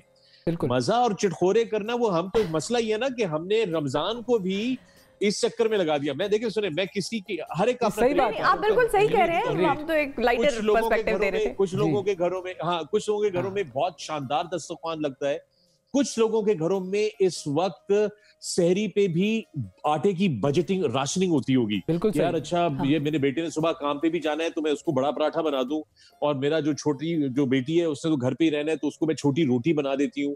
यानी कि आप सोचेंगे ये आपके और मेरे मुआशरे में ये हो रहा है, ये हो रहा है, ये होता आया है और ये अभी भी हो रहा है। तो इस असना में मुझे पता नहीं, देखिए मैं हर साल जो हूँ पिछले 2-3 साल से मेरी अपनी ऐप है इजी डील्स, उसका गेम शो करता हूँ रमजान में। इस दफा मैं करने लगा था, सारी तैयारी हो गई थी, सब कुछ हो गया था, स्पॉन्सर्स हो गए थे, सब कुछ हो गया था। मैंने आखिरी मिनट पे फैसला किया कि मैं नहीं करूंगा। मैंने अपने बुजुर्गों से किया, मेरे वालिद साहब जो है, मैं अपने वालिद साहब, अपने वालिदैन का बड़ा शुक्र करता हूँ, लेकिन मेरे वालिद साहब जो है वो मुझे रियलिटी चेक देते रहते हैं जिंदगी में। मतलब वो जो है ना, वो बार बार मुझे याद दिलाते हैं कि तुम आज भी बच्चे हो, बेटे हो, तो मुझे मेरी औकात बिल्कुल सही बात है। ऐसा ही है, जब हम अपने वालिदैन से बात करते हैं तो हमें एहसास हो जाता है कि हम बच्चे छोटे ही हैं। हाँ, ऐसा होता है। तो बुजुर्गों की से मशवरा करने के बाद तो मैंने कहा कि नहीं, मैं गेम शो नहीं करूंगा। कि ये कैसे हो सकता है कि मैं एक तरफ इनाम बांटते फिरूं और कुछ ऐसे घरों के जहां पे चूल्हा ना जल सके। तो आई थॉट कि इस दफा जो है वो सिंपलिसिटी की जाए, और मेरे घर पे भी इस दफा यहाँ पर मैं पाकिस्तान हमेशा, वैसे मेरा पिछले 3 साल से रमजान पाकिस्तान में गुजरता है, इस साल नहीं गुजर पाया क्योंकि ये आना जाना जो है बंद हुआ है। लेकिन मैंने एक और चीज भी की कि हमने घर पे भी जो है ना, मैंने कहा भी सिंपलिसिटी रखें हम। अब एक तो ये कि मैंने शरबत वगैरह तो बिल्कुल बंद करवा दी है, अफ्तार पे शरबत वरबत नहीं होता, पानी के साथ किया जाता है, और अफ्तार पे कम जोर होता है। अफ्तार के बाद, नमाज के बाद खाने को जो है वो प्रेफर किया जाता है कि खाने की जो है वो तैयारी की जाए, खाना जो है वो किया जाए। और यकीन जाने कि अभी तक मैं आलू गोश्त नहीं बना सका, नाकाम रहा हूं। हाँ, ओवैस नहीं थे उस वक्त ना, ओवैस हमें फखर ने ये बताया था कि इन्होंने लॉकडाउन में आलू गोश्त बनाया अपनी बेगम के लिए। अब वो आलू गोश्त का मामला कुछ यूं हुआ कि उसमें सब कुछ था, लेकिन आलू का पता नहीं चला कि वो आलू गए कहाँ। ओवरकुक था। वैसे आपकी तबीयत में उम्मीद करता हूँ कि बेहतर हो गई। जी बिल्कुल बिल्कुल, अल्लाह का शुक्र, बहुत बेहतर है। शिफा के साथ मैं था लेकिन ये क्या हुआ है, तो मैं किसी, अगेन बॉटम लाइन ये है कि मैं एक आम इंसान हूँ और मेरे अंदर बड़ी खामियां हैं, बड़ी गलतियां हैं, लेकिन वक्त के साथ साथ मैं बहुत सारी चीजें जो हूँ वो खुद रियलाइज हो रही है। कुछ चीजें उनके बारे में मुताला कर रहा हूँ, कुछ चीजें जिसके बारे में मशवरा करता हूँ। मेरे कुछ ऐसे दोस्त हैं जिनका जो बड़ा वक्त गुजारते हैं दीन और हमारी अपनी इस्लामिक हिस्ट्री के ऊपर और उनके ऊपर उनसे मशवरा करता हूँ, उनसे पूछता हूँ, उनसे करता हूँ। तो कोशिश करता हूँ कि एक सिंपल और बेहतर जिंदगी जो है ना वो जी जा सके, और एक बेहतर और सिंपल तरीके से रमजान और ईद और हमारे जितने त्यौहार हैं और हमारी जितनी चीजें उनको जो है ना वो मनाया जा सके। ओवरऑल फिर हमारी जिंदगी में अफेक्ट आ जाता है ना उस रमजान का। और वाकई सही बात है आपकी कि हम रमजान में दस्तरखान पर ज्यादा तवज्जो दे रहे होते हैं, जिसको कहा जाता है वो तो हम करते रहे हैं। इसराफ भी कह लें या फिर यूं कह लें कि वो जो जब हम 7 डेडली सिंस पढ़ते हैं तो उसके अंदर एक है ग्लटनी, यानी कि बसियारखोरी, जो हम हर वक्त खाने की बात, तो वो बहुत ज्यादा रमजान की अहमियत है। आपको बड़ी मजे की बात बताता हूँ, पहला रमजान है जहां पे शैतान से पहले इंसान को बंद कर दिया गया। बिल्कुल सही बात है। सही बात है। और इंसान की हरकतें भी ऐसी, लॉकडाउन आ गया। हाँ, इंसान की हरकतें ऐसी थी। देखिए, कुदरत का जो निजाम है वो अल्लाह ताला का निजाम है ना। तो हमने कुदरत को इतना पुश किया कि अल्लाह ताला ने कहा अच्छा ये लो, हल्का धक्का भी नहीं है ये तो, सिर्फ ये उंगली रखी है। अभी आप यूं सोचेंगे सिर्फ एक उंगली रखी है, और एक एहसास दिलाया कि एक मिनट यार, अब आप अपनी औकात में आए। इंसान जो है वो कहाँ मतलब इतना ज्यादा मतलब फड़फड़ाता फिर रहा है, कहाँ उड़ता फिर रहा है। आप ये सोचें, उड़ने उड़ाने वाले लोग, मुझ जैसे लोग, हवाबाजी करने वाले लोग, हमें मतलब परवर काट दिए, कहा कि घर पे रहो और कहीं नहीं वो सकते। और फिर घर पे रह के घर का जो आपको पता है कि बहुत सारे लोगों को जो है वो अपने क्या कहते हैं ऐसी ड्यूटियां निभानी पड़ रही है। मसलन मैं आजकल जो वो मैं हैंडीमैन का काम कर रहा हूँ, मतलब घर में रिपेयर शिपेयर चल रही है, मेरे हाथ में हथौड़ी। बहुत सारे लोगों ने बहुत सारी चीजें सीखी हैं। बिल्कुल सही बात है, मैं भी बहुत सारी चीजें सीख रहा हूँ। अच्छा, आप तो मुल्कों घूमते रहते हैं, रमजान आपका बहुत सारे दूसरे ममालिक में भी गुजरा है। कल्चरली आप कहाँ का एक्सपीरियंस, सबसे ज्यादा रिच एक्सपीरियंस बता सकते हैं हमें किसी और मुल्क का रमजान के हवाले से? ओके, सो मैंने कुछ 2 या 3 साल पहले मैंने रमजान जो था वो मोरक्को में गुजारा था। एक टीवी शो के ही हवाले से गए हुए थे हम लोग वहां पे, और वहां से लाइव आता था मैं प्राय। तो मैंने वहां पर भी देखा कि डिस्पैरिटी थी। एक तरफ वो वाला अफ्तार होता था जहां पे बहुत बड़े दस्तरखान सजते, और फिर एक तरफ वो वाले अफ्तार होते थे जहां पे कि जी खजूर पानी करके बस किसी तरह गुजारा किया जाए। मुझे उससे पाकिस्तान याद आया। मैं आपको बताऊं, मैं आपको पता है कि लोग जानते हैं कि मैं एज ओवरसीज पाकिस्तानी दुबई में रिहाइश पजीर हूँ। दुबई में बहुत बड़े बड़े शानदार जो थे वो रमजान टेंट्स लगते थे, जिसमें बड़े महंगे महंगे जो थे, आपको पर हेड आपको पेमेंट करनी होती थी अंदर जाने के लिए। उसमें आपके लिए बहुत बड़ी अफ्तारी सजती थी, बहुत सारे खाने की वेस्टेज होती थी। यानी कि मैं हमेशा ये सोचता था कि यार ये इतना बड़ा अफ्तार लगाते हैं और इतना कुछ बचा होता है जब आप खत्म करते हैं, ये जाया कितना होता है। तो ये भी देखिए अल्लाह मियां की तरफ से हुआ कि अच्छा, उन्होंने कहा ये भी नहीं होगा इस दफा, मतलब मैं तुम लोगों को ये भी ये खाना तुम गरीबों में बांट सकते हो। तो वह मेरी जो वाइफ है वो अरब है, तो उनका कल्चर हमसे थोड़ा डिफरेंट है। लेकिन हमने अब जो मिलकर हमने जो चीजें की हैं कि उसने भी कहा कि यार ये भी बड़ी सही है कि हम बच्चों के लिए खास तौर पे कि प्रॉफेट मोहम्मद सल्लल्लाहु अलैहि वसल्लम ने किस तरह बताया हुआ है सादगी को अपनाना और उस तरीके से वो करना। तो हम अपने बच्चों की ट्रेनिंग अब इस तरह कर रहे हैं कि उनको हम मसलन अफ्तार पे टेबल पे बिठाते हैं, उनको खजूर और पानी के साथ रोजा करवाते हैं। हालांकि अभी तक उन्होंने रोजे रखे नहीं है क्योंकि छोटे हैं अभी, लेकिन ये कि उनको आहिस्ता उनको जो है ना वो बता रहे हैं। तो मैं भी आपको ये बताऊं कि देखे तो मैंने बड़े बड़े अफ्तार हैं, लेकिन जो चीज सादगी से की जा सकती है, मेरी इल्तजा है यार। मैं खुद बहुत मैंने मतलब हर तरह की मैंने जिंदगी में चीजें देखी हुई हैं। मैं अब ये बिलीव करता हूं कि हमें बार बार ये साइन मिल रहा है कुदरत की तरफ से, परवरदिगार की तरफ से, अल्लाह के इस निजाम की तरफ से हमें बार बार इशारे मिल रहे हैं सख्ती से अपने रवैयों को, अपने तौर और तरीकों को बदलने के लिए। और मैं सिर्फ पाकिस्तान की बात नहीं कर रहा, मैं इंसानियत की ओवरऑल बात कर रहा हूँ पूरी दुनिया में, कि आप जो हम लोग अपनी एनवायरनमेंट के साथ, अपनी क्या कहते हैं मुआशरे के साथ, अपनी मईशत के साथ, अपनी बच्चों के साथ, बुजुर्गों के, हर चीज के तौर और तरीके हमें जो है उनको दुरुस्त करने की शदीद जरूरत है। आपने वैसे सबसे, अगर मैं आपसे, जब चूंकि अफ्तार का जिक्र हो रहा है, सबसे सादा अफ्तार आपने कहां पर किया था? कोई ऐसा वाकया बता सकते हैं जहां पर आप बिल्कुल मैं बता सकता हूं डेजर्टेड हो और आपने बहुत ही सादगी से देखा हो कि यार यहाँ तो कुछ भी नहीं? 4 साल पहले 4 साल पहले मुझे अगेन रमजान ही की टेलीकास्ट का हिस्सा था, उस सिलसिले में मुझे चमन के बॉर्डर पे भेजा गया, पाकिस्तान, अफवाज पाकिस्तान के बॉर्डर की पोस्ट पे। ये याद रखिएगा कि बेस पे नहीं, बॉर्डर की पोस्ट पे। और वो चूंकि बड़ा सेंसिटिव बॉर्डर है, वहां पे बहुत सारे इश्यूज हैं, पॉलिटिकल भी है, जियोपॉलिटिकल भी है, फिजिकल सिक्योरिटी के इश्यूज भी है, क्रॉसिंग्स हैं चमन के बॉर्डर के, उस साइड पे बहुत सारा खुला इलाका है। तो वो बॉर्डर पे उन्होंने कहा जी कि वहां, तो मेरी एक सहरी और एक अफ्तार वहां पर था और गर्मियां ही थी। और मैं आपको एक चीज बताना चाहता हूँ कि वो मुझे लग पता गया। एक तो मैं कहता हूं कि मुझे रोजा जिंदगी में इतना नहीं मैंने कभी मुझे लगा होगा जितना उस दफा मुझे हुआ। मगर मैं आपको बताता हूँ, सहरी पहले मैं आपको शुरुआत करता हूँ। आपको पता है सहरी में क्या था? और मैं चाहता हूं कि अब लोग जाने इस बात को। सहरी पे वो 2 बलोच और 1 पठान भाई थे। एक वजीरिस्तान से उनका ताल्लुक था जो फौजी थे, और 2 जो थे वो बलोच थे। तो उनके साथ, तो उनकी पोस्ट में मैं जो था, मुझे रात को रोका गया और मेरे साथ एक कैमरामैन था, क्योंकि वहां पर ज्यादा लोगों को रोकने के लिए सिक्योरिटी के इश्यूज और सेफ्टी का इश्यूज थे कि दूसरी तरफ से कहते हैं कि जी कभी स्नाइपर्स भी आ जाते हैं, फायरिंग होती है अगर वो क्रॉसिंग करवा रहे होते हैं इलीगल, तो ये सारी चीजें देखनी होती हैं। तो मुझे याद है कि वो उनको एक दिन पहले जो रोटियां, जो उनको चीजें मिली थी, उसमें रोटियां थी जो कि खुश्क हो चुकी थी अब।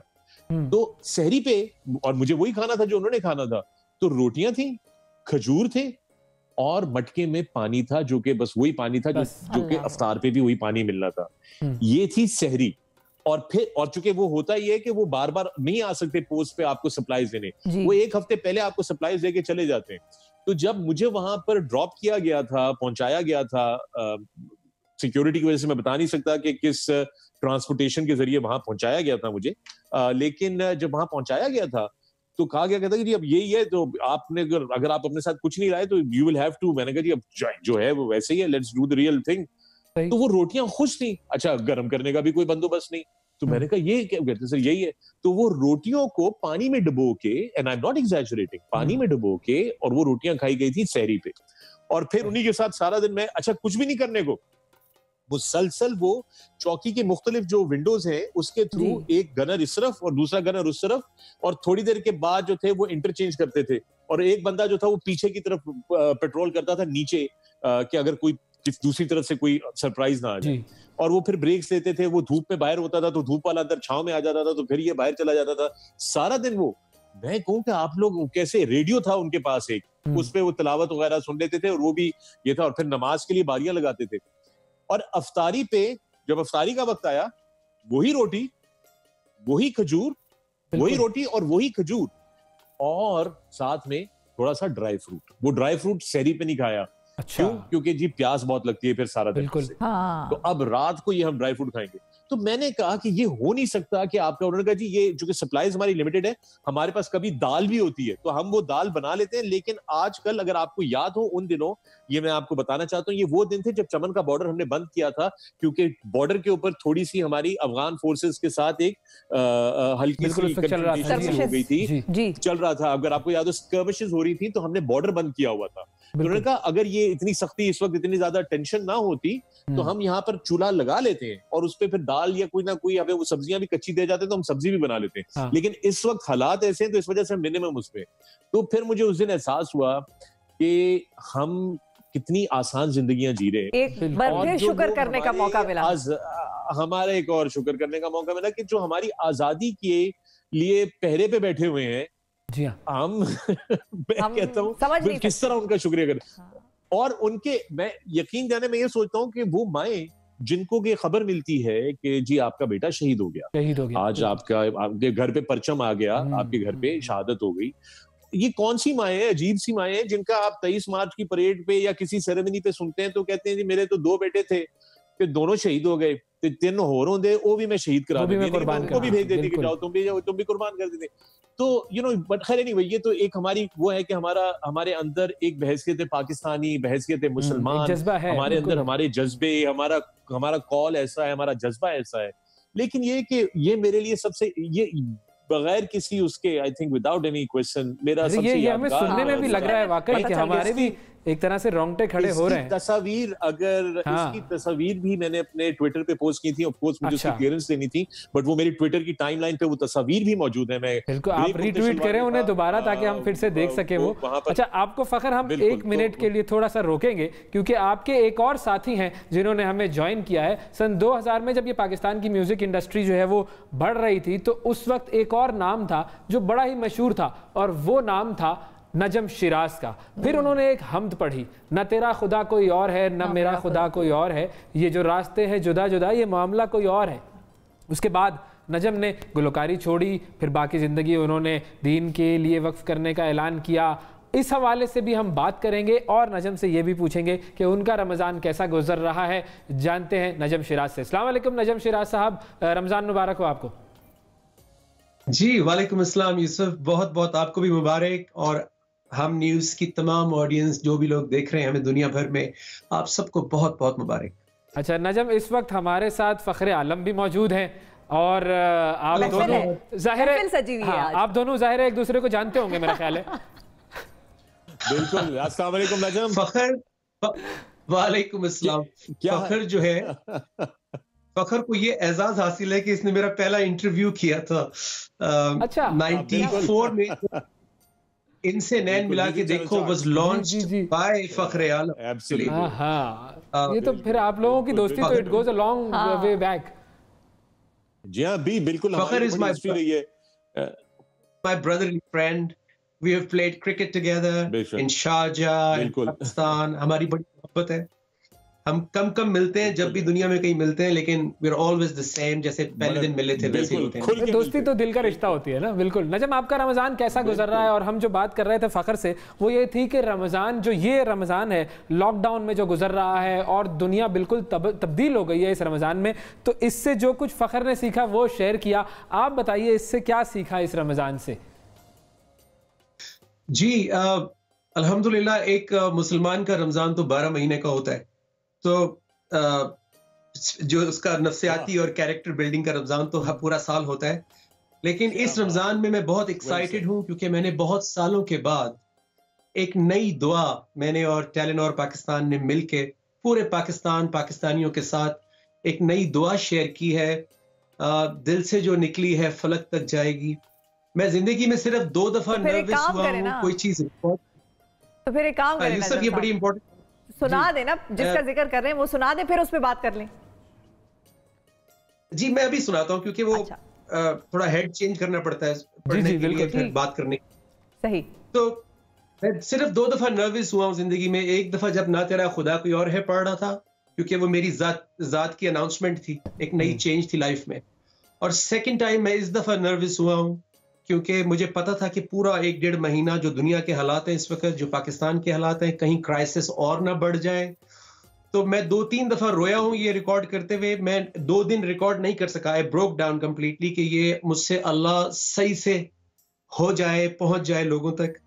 तो मैं आई एम वेरी हैप्पी कि ये दुआ लोगों के साथ शेयर हो गई है, इस वक्त चल रही है पूरी दुनिया में। और छोटे छोटे बच्चे, बड़े एडल्ट्स मुझे रिकॉर्ड कर करके वीडियो क्लिप्स भेज रहे हैं।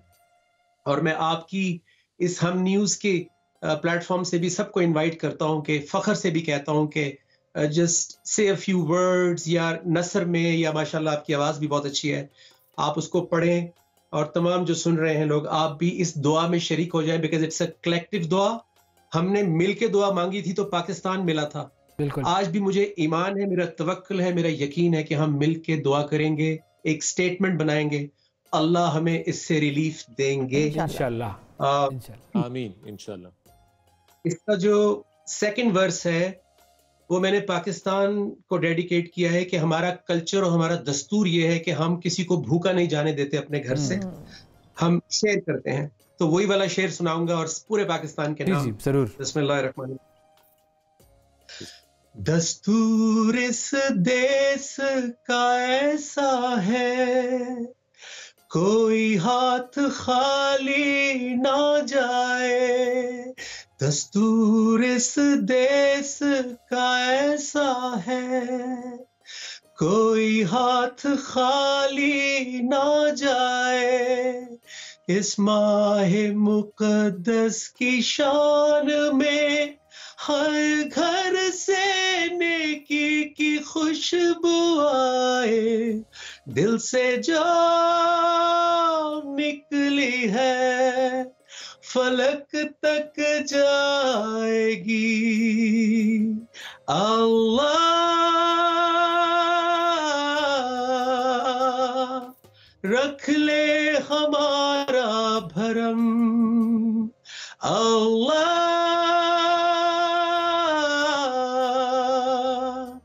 कर दे अपना करम, कर दे अपना करम। वाह, क्या बात है नजम। वाकई ये जो वो जो भरम रखने वाली जात है वो उसी की है। हमारा काम तो ये है कि हम हाथ फैलाएं उसके आगे, दिल से मांगें और फिर वो भरम रखने वाला है। अच्छा, हमें छोटी सी ब्रेक पे जाना है, लेना है, लेकिन लोगों को बता दें, हाँ, लोगों को अनाउंस कर दें कि हमारे साथ नजम भी मौजूद होंगे। नजम से भी हम बात करेंगे, जानेंगे उनकी लाइफ का टर्निंग पॉइंट क्या था, क्योंकि एक सुपरस्टार के लिए वो मतलब सब कुछ छोड़ना या फिर उससे जरा किनारा कशी इख्तियार करना जरा मुश्किल काम होता है। और फखर भी हमारे साथ होंगे, उनसे भी हम जानेंगे कि उनकी बेगम जो है वो अरब से उनका ताल्लुक है, अरब है, तो अरबी के साथ उनका कितना गहरा ताल्लुक है और अरबी कितना हमें दीन के करीब लाने में किरदार अदा कर सकती है। After this short break.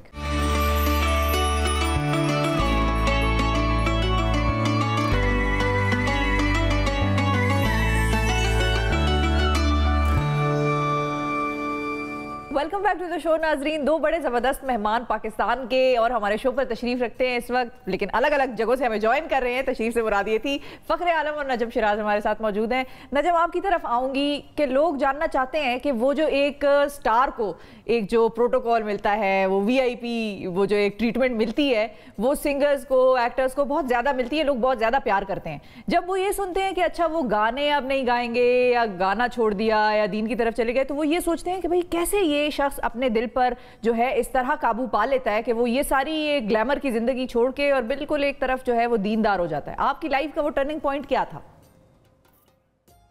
अब पहली बात तो ये है शिफा कि जो प्यार और जो क्रेज पहले था वो और ज्यादा बढ़ गया, बल्कि एक रिस्पेक्ट में कन्वर्ट हो गया है। अभी जब मैं कभी रात को ब्रॉडकास्ट वगैरह से बैठता हूं तो फिर मैं कमेंट्स देखता हूं जो अभी इस दुआ के ऊपर आ रहे हैं, तो उसमें एक आर्टिस्ट के लिए जैसे लिखा जाता है वैसे नहीं लिख रहे हैं, बल्कि वो ऐसे लिख रहे हैं जैसे कोई भाई है हमारा या कोई एक रिस्पेक्ट के अंदर वो अप्रिशिएट कर रहे हैं।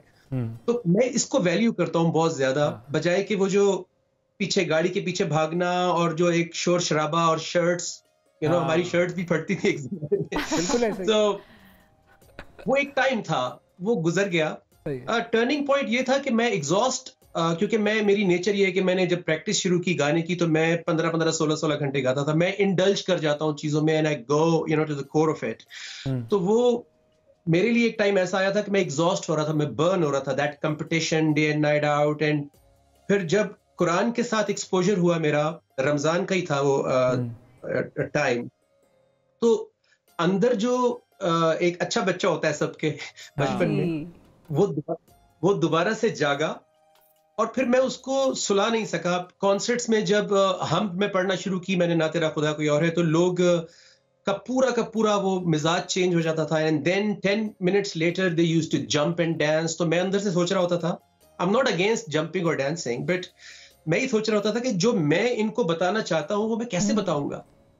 तो इवेंचुअली इसी कश्मकश में 7-8 साल मेरे इसी फील्ड के अंदर भी गुजरे, and I was still practising, understanding the Quran, हदीस, उसको अपनी जिंदगी की करेक्शंस कर रहा था, जो चीजें मुझे छोड़नी थी, because Ramzan is all about correction. बिल्कुल सही बात। तो वो चीजें मैं कर रहा था, बट इवेंचुअली मैंने कहा कि मैं जितने भी जिंदगी के साल रह गए हैं, तो मैं जो दिल की आवाज कहती है मैं वो करना चाहता हूँ। मेरा टेस्ट खत्म हो गया जो एक जमाने में था, लोगों को उछालना, छलांगे लगाना। मैं खुद बड़ा एनर्जेटिक था, तो फिर दिल आपका खुद तब्दील हो जाता है। बिल्कुल, अल्लाह ताला से आप कहते हैं तो वो दिल में, वो जो जुनैद जमशेद साहब ने पढ़ा था ना कि मेरा दिल बदल दे, तो वो दिल बदल जाता है। फाइनली आखिरी चीज फखर आपकी तरफ में आना चाहूंगा कि वो जो बात शिफा ने छोड़ी थी कि वो जो अरबी से आपका कनेक्शन है वो आपकी बेगम साहिबा की वजह से कितना हो गया है?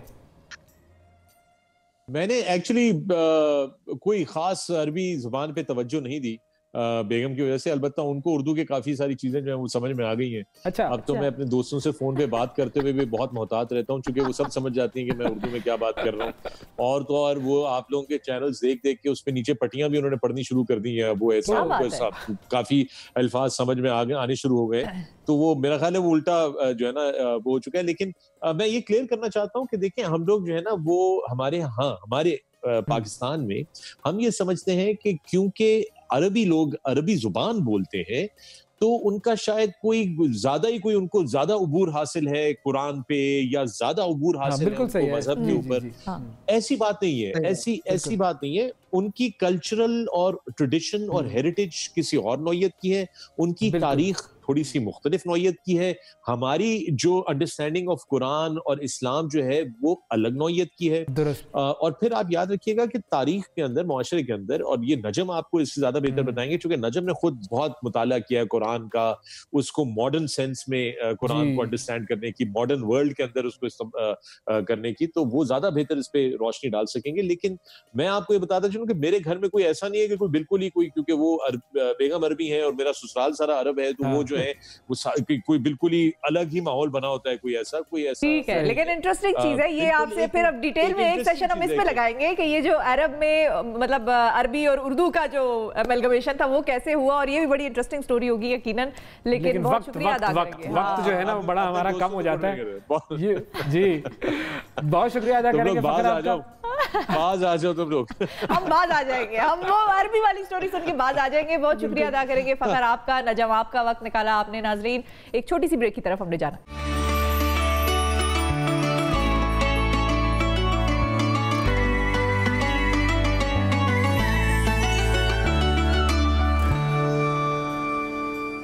Welcome back. रमज़ान और हम में खुशामदीद। वैसे तो पूरे प्रोग्राम में ही ये जो 2-2.5 घंटे जो हमारे गुजरते हैं वो बहुत ही मज़ेदार गुजरते हैं, बहुत अच्छी अच्छी बातें होती हैं। लेकिन ये जो मौका होता है ना, ये जो घंटा अब शुरू हुआ है, बस इसमें जो सेगमेंट है उसमें बहुत ज़्यादा मज़ा आता है। और हम चलते हैं कराची, और कराची में आयशा सिद्दीकी हमारे साथ होती हैं और हमें वो रोज़ाना नए नए मज़े के पकवान, हमारा जो मज़ेदार सेगमेंट है मज़ेदार अफ्तार, उसमें देखते हैं कि आज वो क्या नया बना रही है। अस्सलाम वालेकुम आयशा।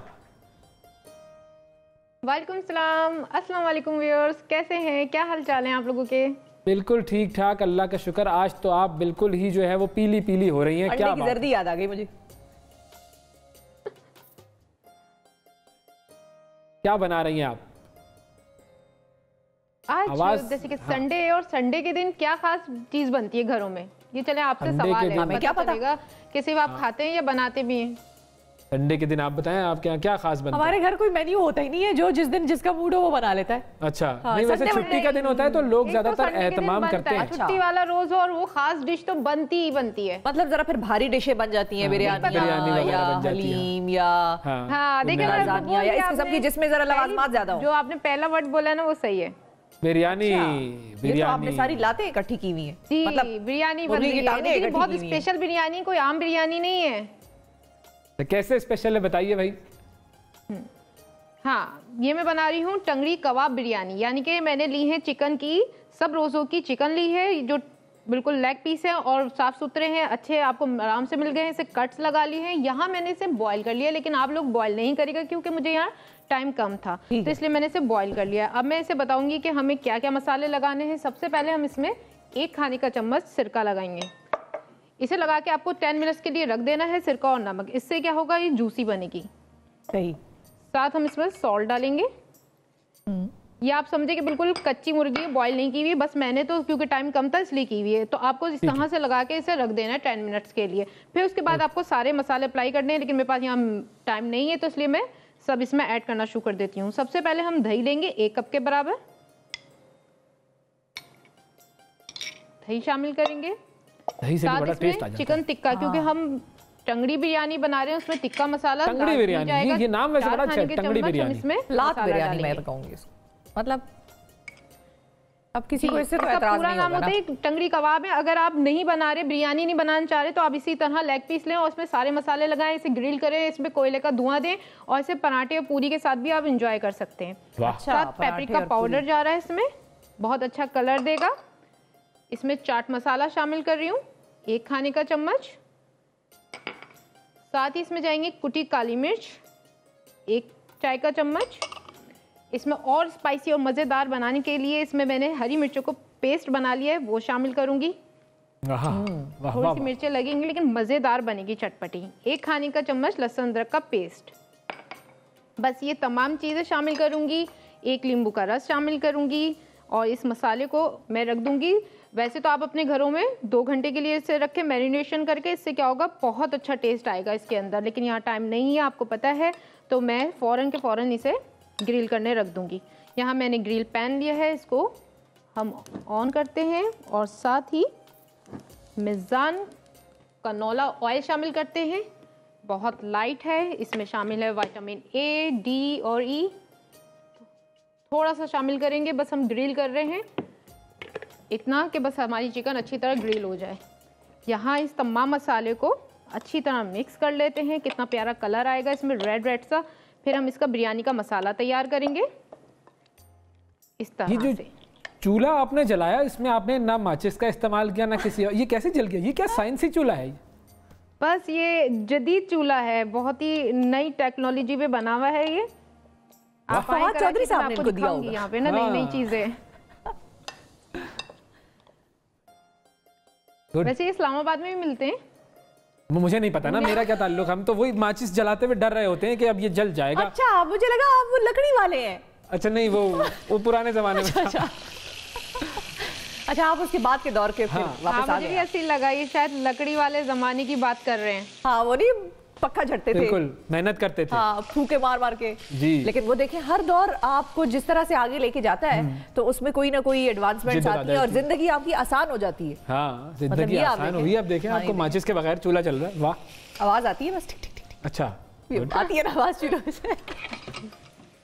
इस वक्त तक आयशा हम पर बिल्कुल रोजा तारी हो चुका हुआ होता है और ये तो शुक्र है आप हमें नजर आ जाती है तो कुछ खाने पीने से हमारा कुछ तसल्ली हो जाती है देख के। जी, नई नई चीज़ें मिल जाती हैं अफ्तार मज़ेदार के किचन से, तो लोग ज़रूर ट्राई करें और फिर बताएं कि किस तरह के उन्हें कुछ भी प्रॉब्लम आ रही हो, कुछ भी वो पूछ सकते हैं आपके यहाँ लाइव कॉल करके। यहाँ मैं कोयले को भी रख रही हूँ ताकि ये अच्छी तरह गर्म हो जाए, फिर इसका मैं धुआं दूँ, बहुत अच्छा टेस्ट आएगा। अच्छा, कोयले का धुआं हम हमेशा चिकन में देते हैं, यानी बिरयानी के अंदर नहीं देते। फिर क्या होता है, पूरे आप इतने सारे चावलों के साथ जो बिरयानी दम दे रहे हो उसी में आ जाएगी, फिर आप जब खाएंगे तो फिर आपको हैवी हैवी सा लगेगा या फिर बार बार उसकी स्मेल आएगी। तो चिकन में किस स्टेज पे देंगी आप? हमारी गल जाएगी और मैंने तो बॉईल की हुई। जी, चिकन में किस स्टेज पे कोयले का दम देंगी? पकाने के बाद, ग्रिल करने के बाद? बिल्कुल जी जी, बिल्कुल गल जाएगी। हाँ, ये बिल्कुल गल जाएगी, सारे मसाले अच्छे हो जाएंगे, बिल्कुल आखिर में दम देंगे। यहाँ पे हम बिरयानी मसाला भी स्टार्ट कर देते हैं। यहाँ मैं लूँगी मिज़ान का घी, बनास्पति घी है। बिरयानी हो, देसी मीठा हो, जर्दा हो, मुतंजन हो, सब घी में बनाए तो बहुत अच्छा टेस्ट आता है। ठीक है, 1 कप के बराबर घी लूंगी मैं। ये ज्यादा नहीं है ये भी मेल्ट होगा, फिर पता चलेगा आपको। 1 कप वैसे कह रहे हैं जिस तरह परसों से खाना ही पकाते रहे। मजेदार, मतलब कभी कभी ना 1 हफ्ते में अच्छा सा खा लेना चाहिए ना। कभी कभी अच्छा खा लेना चाहिए, सही बात है।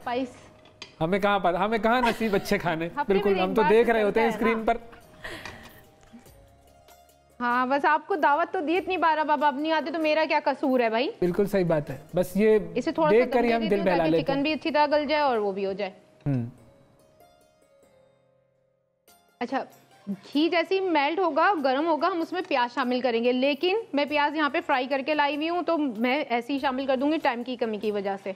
बस घी का गर्म होने का इंतजार कर रही हूँ। ठंडे ऑयल में या घी में कभी भी कोई चीज़ ना डालें। अगर आप गरम मसाले भी डाल रहे हैं तो उसका इंतज़ार करें कि वो गर्म हो जाए। जब आप गरम चीज़ों में डालते हैं ना तो उसकी बहुत अच्छी खुशबू आती है। जैसे कि यहाँ मैं छोटी इलायची शामिल कर रही हूँ, इसका इस तरह से चटका के मुँह, तो गरम घी में कर रही हूँ ताकि इसमें और अच्छी खुशबू आए। ठीक, गुड, इस तरह से। अच्छा आयशा, आपका ये जो प्रोसेस है ये चल रहा है, हम आपको कोई अगर ऐसी खास चीज़ है जो बताना है तो बताएं, वरना फिर हम आपको कुछ देर के लिए रोकना चाहेंगे माजरत के साथ, क्योंकि हम एक और हमारे मेहमान हैं उनकी तरफ जाना चाहेंगे। चलें, ठीक है। बस ये प्याज जैसे ही मैंने तो गोल्डन फ्राई किए हुए, इसमें टमाटर डालूंगी और फिर आपके आते ही फिर मसाले डालूंगी। इतने टमाटर और गल जाएंगे और लहसुन अदरक का पेस्ट शामिल कर रही हूँ, बस ठीक है, गुड। सही। तो अब हम जरा बात कर लेते हैं किडनीज के हवाले से। एक मोहतात अंदाजे के मुताबिक दुनिया भर में हर साल 24 लाख, जबकि पाकिस्तान में हर साल 20,000 अमवात गुर्दों के मुख्तलिफ अमराज की वजह से होती हैं। और इस तरह गुर्दों की अमराज जो हैं वो मौत का छठा सबसे बड़ा सबब बनती हैं। गुर्दों को ख़राब होने से बचाने के लिए ज़्यादा पानी पीने का कहा जाता है, लेकिन चूंकि रोज़े की हालत में पानी नहीं पिया जा सकता, या फिर ये होता है कि इफ्तारी और सहरी के वक्त बहुत ज़्यादा पानी पी लेते हैं लोग, इन सब का गुर्दों पर क्या असर होता है ये भी जानेंगे कि कोरोना वायरस से कहीं गुर्दे तो मुतासर नहीं होते। CEO Pakistan kidney centre Abbottabad doctor Khalilur Rahman साहब हमारे साथ मौजूद हैं। अस्सलाम वालेकुम खलीलुर रहमान साहब। जी वालेकुम सलाम जी। खलील साहब ये बताइए सबसे पहले कि जो रोज़ा रखते हैं हम, तो उसके किडनी पर क्या असरात होते हैं? जी रोज़ा रखने की कुछ स्टडीज़ की गई हैं कि जो लोग फास्टिंग करते हैं और जो लोग नॉन फास्टिंग में रहते हैं उस स्टेट में, तो ओवरऑल तो ये है कि उसके पॉजिटिव इम्पैक्ट हैं फास्टिंग के। लेकिन वो लोग जिनको कोई किडनी की प्रॉब्लम है या उनमें किडनी की स्टोन है या डिहाइड्रेशन का ख़तरा है, तो उनमें ज़रा एहतियात की ज़रूरत है कि उनको सहरी और अफ्तारी के टाइम जो है ना वो पानी ज़्यादा पीना चाहिए। लेकिन ओवरऑल जो फास्टिंग का, रोज़ा रखने का, वो पॉजिटिव इम्पैक्ट है किडनीज़ पे। अच्छा, अनलेस के कोई अंडरलाइंग आपको किडनी प्रॉब्लम ना हो।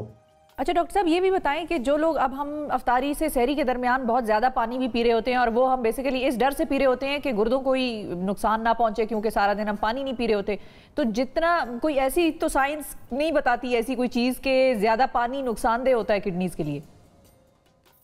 कुछ स्टडीज तो हुई हैं जिसमें देखा गया कि अगर चूंकि किडनी बेसिकली एक फिल्टर के तौर पर काम करता है, तो अगर आप उस पर प्रेशर ज़्यादा डालते हैं कि बहुत ज़्यादा पानी पीते हैं, तो किडनी ने ज़रा उस एक्स्ट्रा वाटर को जिस्म में से यूरिन की शक्ल में जिस्म से बाहर निकालना है। तो ओवर ड्रिंकिंग का कुछ स्टडीज हुई हैं कि उससे कुछ किडनी में प्रॉब्लम आ सकती है अगर आप बहुत ज़्यादा ड्रिंकिंग करते हैं। तो वैसे तो कुदरत ने जिस्म के अंदर एक निज़ाम रखा है कि जितनी आपको ज़रूरत है उसके हिसाब से आपको प्यास लगती है और आप पानी पीते हैं। ठीक है। अच्छा डॉक्टर साहब ये भी बताएं कि पाकिस्तान में किडनी के कौन कौन से ऐसे अमराज हैं जिनमें सबसे ज्यादा अमवात होती हैं या जिससे सबसे ज्यादा लोग मुतासिर होते हैं? क्या वो किडनी स्टोन्स हो सकते हैं या वो किडनीज का फेलियर हो सकता है? कौन से ऐसे अमराज हैं जो सबसे ज्यादा पाकिस्तान में किडनी के हवाले से पाए जाते हैं? देखिए, जो किडनी फेलियर है जिसका जो पूरी दुनिया में वर्ल्ड वाइड और पाकिस्तान में भी स्टैटिस्टिक्स हैं कि 2/3 ऑफ द किडनी फेलियर के जो कॉजेज हैं वो या तो डायबिटीज़ है या फिर अनकंट्रोल हाई ब्लड प्रेशर है जिसको हम हाइपरटेंशन कहते हैं। और पाकिस्तान में तीसरा बड़ा जो कॉज है वो किडनी स्टोन है। इसके अलावा बाकी जो कोई 30-40% परसेंटेज में यह है कि इनहेरिटेड डिजीज़ हैं और इन्फेक्शंस हैं। लेकिन ये 3 बड़े मेजर कॉज हैं पाकिस्तान में भी, डायबिटीज़, हाइपरटेंशन और किडनी स्टोन्स। और इनको अगर टाइमली इनको मैनेज किया जाए और डायबिटीज़ और हाइपरटेंशन का अच्छा कंट्रोल किया जाए तो आप किडनी फेलियर की उस स्टेज से बच सकते हैं कि जिस पे आपको कभी फिर डायलिसिस की ज़रूरत पड़े जिंदा रहने के लिए, किडनी ट्रांसप्लांट कराना पड़े। इसी तरह जो किडनी स्टोन्स हैं, अगर उसके अर्ली ट्रीटमेंट हो जाए और इससे पहले कि वो किडनी को डैमेज करना शुरू कर दें, अगर दोनों किडनीज में स्टोन है तो उससे भी किडनी फेलियर से बचा जा सकता है। और किडनी स्टोन्स की मैनेजमेंट पाकिस्तान में उस तरह प्रॉपरली साइंटिफिक बेसिस पे नहीं हो रही, और इंशाल्लाह हमारा अपना प्लान है कि हम अपने पाकिस्तान किडनी सेंटर एबटाबाद में उसको एक स्टोन मैनेजमेंट सेंटर बनाएंगे जहाँ के स्टोन की बीमारियों की जो वजूहात हैं उनके बनने की उसकी भी तशखीस होगी, उसकी रिसर्च होगी और उसका एक प्रॉपर इलाज भी होगा ताकि लोग जो है किडनी फेलियर। अच्छा ये भी बताइएगा डॉक्टर साहब कि आम तौर पर सहरी में हमें कितना पानी पीना चाहिए जो हमारे लिए दिन भर में काफ़ी हो सके, और दूसरी चीज़ ये कि अफ्तार के वक्त हमने ये देखा है कि लोग फ़ौरन बहुत ज़्यादा पानी पी रहे होते हैं, तो उसका क्या रूटीन होना चाहिए? लेकिन सहरी में तो ये है कि आपकी जितनी प्यास है 2-3 गिलास आपने पानी पी लिया खाने के दौरान या खाने के बाद, वो उतनी उसके हिसाब से वो काफ़ी होता है। और अफ्तारी के फ़ौरन बाद चूँकि पूरे दिन आपका स्टमक एम्प्टी रहता है, तो अगर आप बहुत ज़्यादा पानी पिएंगे तो वो स्टमक जो है वो पानी से जो है वो फुल हो जाएगा और आपकी बाकी जो ज़रूरी डाइट है, न्यूट्रिएंट्स हैं, उसके लिए जगह कम बचेगी और उससे फिर आपको डिस्पेप्सिया और इस तरह के सिम्टम भी आ सकते हैं। तो ओवर ड्रिंकिंग जो है वो अवॉइड करनी चाहिए, चाहे वो सहरी का टाइम हो और चाहे अफ्तारी का टाइम हो। सही। अच्छा, मेजर बीमारियां हमारे यहाँ पर ऐसी क्या होती हैं, क्यों हो जाती हैं? क्या ऐसी चीज़ें जो लोग नहीं कर रहे होते? गुर्दों के ख़राब होने की बुनियादी वजह क्या होती है? देखिए वो तो ये मैंने जैसे पहले अर्ज किया कि जैसे डायबिटीज़ मेलाइटिस है वो पूरी दुनिया में और इसी तरह हाइपरटेंशन 2 बड़े मेजर कॉजेज हैं। पाकिस्तान में भी ये है कि मेजॉरिटी लोगों को तो पता ही नहीं होता कि उनको डायबिटीज़ है अनलेस कि वो अपना रेगुलर टेस्ट ना कराएं। इसी तरह हाइपरटेंशन जो कि एक साइलेंट किलर है और मेजॉरिटी लोगों को पता ही नहीं होता कि वो they are running high blood pressure.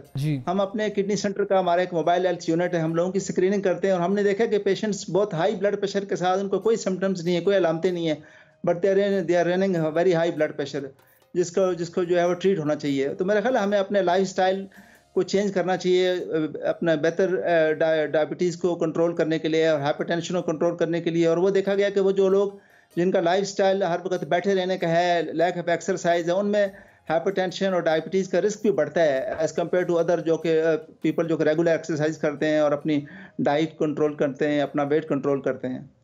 ठीक है। अच्छा डॉक्टर साहब ये भी बताइए कि लोग ये भी पूछना चाह रहे हैं कि कोरोना वायरस का तो कोई इफेक्ट या असर नहीं होता किडनीज पर? जी, कोरोना वायरस की जो लोग सीरियसली जिनको कोविड इन्फेक्शन होती है उनको हॉस्पिटलाइज होना पड़ता है, तो ये देखा गया कि 20-25% पेशेंट्स को एक्यूट रीनल फेलियर हो जाता है, यानी उनके गुर्दे फेल हो जाते हैं और उस दौरान उनको फिर डायलिसिस की ज़रूरत पड़ती है। और ये एक इंडिपेंडेंट रिस्क फैक्टर्स है जिन लोगों को अगर उनको किडनी डैमेज भी साथ मैनिफेस्ट हो जाए during hospitalisation with severe covid infection, तो ये एक अलग से एक रिस्क फैक्टर है उनकी जो है मोर्टेलिटी के लिए, यानी मौत का एक अलग से एक इंडिपेंडेंट रिस्क फैक्टर है अगर किडनी फेलियर डेवलप हो जाता है किसी को तो। ठीक है, बहुत शुक्रिया डॉक्टर खलीलुर रहमान साहब, वक्त दिया आपने। और वाकई हमें एहसास उस वक्त होता है जब कोई बीमारी होती है, वरना हम बहुत हल्का ले रहे होते हैं, बहुत हल्का ले रहे होते हैं। और अल्लाह ताला ने जो जो ऑर्गन्स हमारे जिस्म में बनाए हैं उन सब का ख्याल रखना हमारा फ़र्ज़ है ताकि हम उनसे सही तौर पर काम ले सकें। हमारी ज़िंदगी ज़ाहिर है जब हमें एक बेहतर मुसलमान के तौर पर इस दुनिया पर अपना इम्पैक्ट डालना है तो फिर हमें ख्याल रखना है अपने जिस्म का, और इस जिस्म के भी हुकूक है हम पर। हाँ, जब हम हक पूरे करेंगे तो फिर ये होगा कि हम बेहतर तौर पर परफॉर्म कर सकेंगे। अच्छा जी, कराची की तरफ जाएं। हाँ जी, कराची वहाँ के भी कुछ हुकूक हैं। और ये बताइए आयशा, कहाँ तक पहुँची? बहुत ही ज़रूरी हुकूक हैं ये, तो फ़ौरन रोज़ा खोलते ही होने चाहिए जो टेबल पे मौजूद आपके। मैंने यहाँ पे सिर्फ प्याज और टमाटर कर लिए थे, गला लिए थे, जब बहुत अच्छे गल गए उसमें मैंने बिरयानी मसाला के 4 खाने के चम्मच, आप किसी भी पैकेट के डाल सकते हैं, अच्छे मज़ेदार बिरयानी बनेगी। 4 चमचे मैंने उसमें शामिल किए, साथ मैंने मिर्चें शामिल की हैं और मैं इसमें सिरका भी शामिल कर रही हूँ। पिसा हुआ गरम मसाला शामिल किया है, इसमें शामिल कर रही हूँ नमक और अच्छा सा टेस्ट देने के लिए। साथ ही मैं इसमें 1 कप दही शामिल कर दूंगी। इस मसाले को अच्छी तरह भूनेंगे, बस फिर तैयार है। हमें वहाँ पे हमारी चिकन भी हो गई है, उसे भी बस मैं कोयले का धुआं दूंगी। साथ 1 लेमन का जूस शामिल कर रही हूँ, बहुत अच्छे खट्टी मीठी बनेंगी। इसमें मैं और भी बताती हूँ, और इसे मज़ेदार बनाने के लिए आलू बुखारे आते हैं, आप उसे इस तरह से भिगो के रख दें, फिर जब फूल जाएंगे तो ये शामिल करेंगे। ये भी बहुत मज़े का टेस्ट देते हैं। बाजार की आपने हमेशा जब बिरयानी खाई होगी तो इसमें ज़रूर होते हैं और बहुत से लोगों को तो बहुत पसंद होते हैं, खास वो ढूंढते हैं बिरयानी में कहाँ है। अगर वो आलू बुखारे में आलू क्यों नहीं होता, सवाल ये है। यही तो सवाल है, यही तो ढूंढते लोग फिर क्या आलू बुखारे में। लेकिन ये जो बिरयानी तैयार हो रही है, बस इस मसाले को है आयशा, ये जो बिरयानी तैयार हो रही है खास तौर पर कराची ही की बिरयानी तैयार हो रही है ना। हम तो इस्लामाबाद में बैठ के वो अलग एक लेवल है, कराची की बिरयानी का खुशबू आ रही है ना, बिल्कुल आ रही है। मुझे ये आज तक वैसे समझ में नहीं आया। पुलाव को बहुत पसंद किया जाता है इस्लामाबाद में। नहीं, हम कुछ लोग बिरयानी के भी शौकीन हैं, लेकिन उनको मेरे को बिरयानी मिलती नहीं है कराची वाली, तो वो पुलाव पर ही तकिया कर लेते हैं। आयशा, आप इतनी बड़ी शेफ हैं, पाकिस्तान की बहुत बड़ी शेफ हैं आप आज ये मसला हल करें कि आलू बुखारे में आलू क्यों नहीं होता है और गरम मसाला गरम क्यों नहीं होता है। ये दोनों सवाल आज मैं आपके लिए रख रहा हूँ। गरम मसाला गरम होता है, तासीर उसकी गरम होती है, इसका तो मैं जवाब दे देती हूँ आपको ना। चलो ठीक है। गरम मसाले में बहुत सारे ऐसे गरम स्पाइसेस डलते हैं कि आप खाएंगे और ऐसे करेंगे तो गरम ही हुआ। सही है, लेकिन वो वैसे तो उसको हाथ लगाएं तो गरम तो नहीं लगता ना। देखिए अब जरूरी कि हर तरह के फॉर्म में ही आप उसे महसूस करें।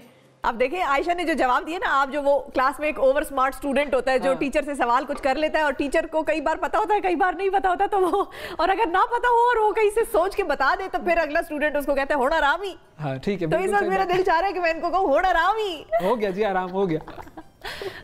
वाह, ये देखें कोयले भी डाल दिए इन्होंने तो खुशबू के लिए।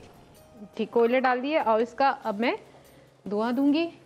थोड़ा सा मैं मिजान कुकिंग ऑयल शामिल करूंगी ताकि ये और इसे कवर कर दूंगी।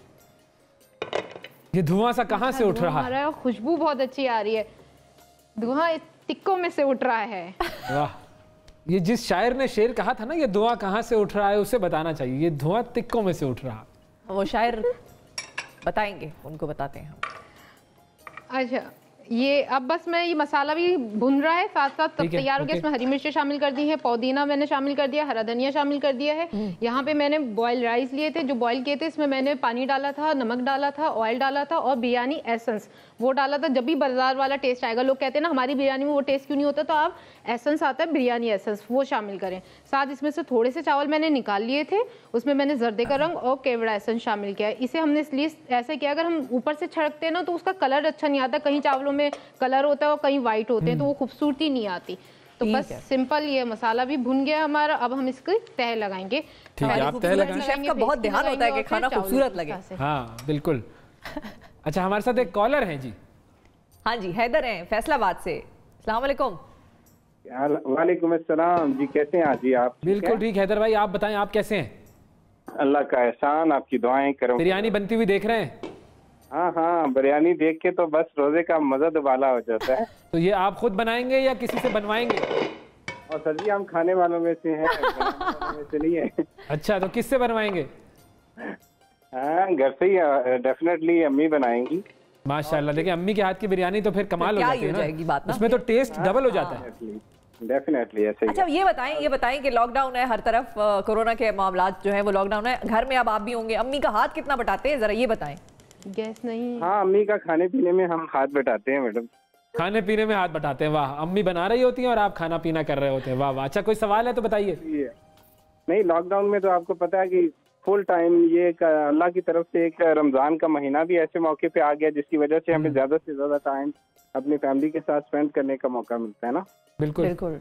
तो इसलिए अच्छा है उनके साथ अपना ये इस टाइम को हम मेमोरेबल बना सकते हैं एक अच्छा एनवायरनमेंट के साथ। बिल्कुल सही बात है। और जब आप अपनी अम्मी की हेल्प करेंगे तो वो उनके लिए भी एनवायरनमेंट अच्छा बन जाएगा, मेमोरेबल बन जाएगा। बहुत शुक्रिया हैदर, वक्त दिया आपने कॉल की प्रोग्राम में। अच्छा, हमें एक छोटी सी ब्रेक लेनी है आयशा, ये आप जो कर रही हैं हम आपसे आगे का प्रोसेस पूछते हैं, लेकिन एक छोटे से ब्रेक के बाद।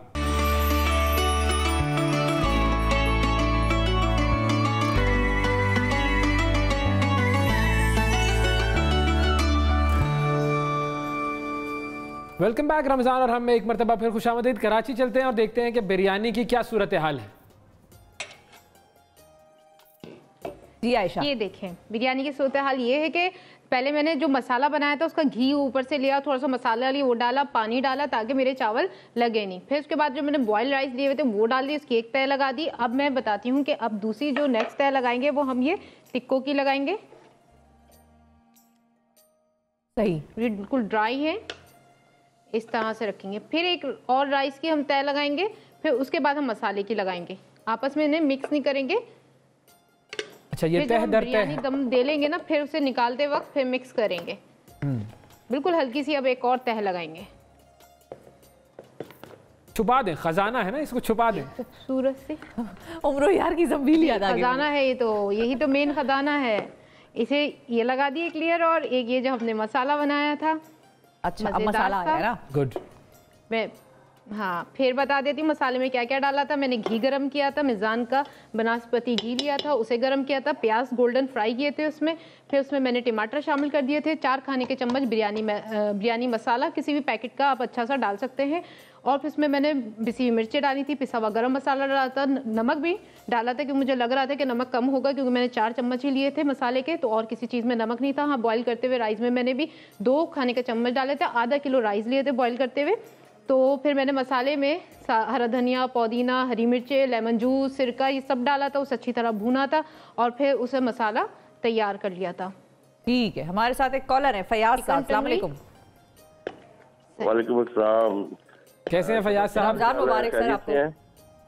जी बिल्कुल ठीक, अल्लाह का शुक्र। आप बताइए आप कैसे हैं? बिरयानी बनती हुई देख रहे हैं? अल्हम्दुलिल्लाह अल्हम्दुलिल्लाह। मैं आपका मॉर्निंग शोज भी देखता हूँ, और शिफा का जो उज़्बेकिस्तान ताजिकिस्तान का शो भी आया हुआ था, वो भी मैंने देखा हुआ था।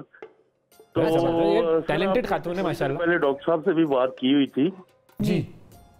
डॉक्टर साहब से आप बीमारियों के बारे में पूछ रहे थे, जी। तो मुझे उम्मीद है कि शिफा भी जो एक कबायली इलाकों में से पख्तून में से हैं जी, और मैं भी देहात का रहने वाला हूँ। अच्छा। तो चीज ये है कि हमारे बड़े बुजुर्ग जो है ना अभी तक देहातों में बड़ी बड़ी लंबी उम्रों में बैठे हुए हैं, 80+। बिल्कुल सही बात है। उनकी खुराकें बड़ी अच्छी थी। अब ये जो हम मसाला जात अब कह रहे हैं जी, गरम मसाला हाथ में पकड़ने से गरम क्यों नहीं होता, तो एक्चुअली हमारे पास वो चीजें नहीं है बची। हमारे पंजाबी देहातों में क्या होता था, हम पंजाबी में उसे कहते दोरी, मिट्टी की दोरी।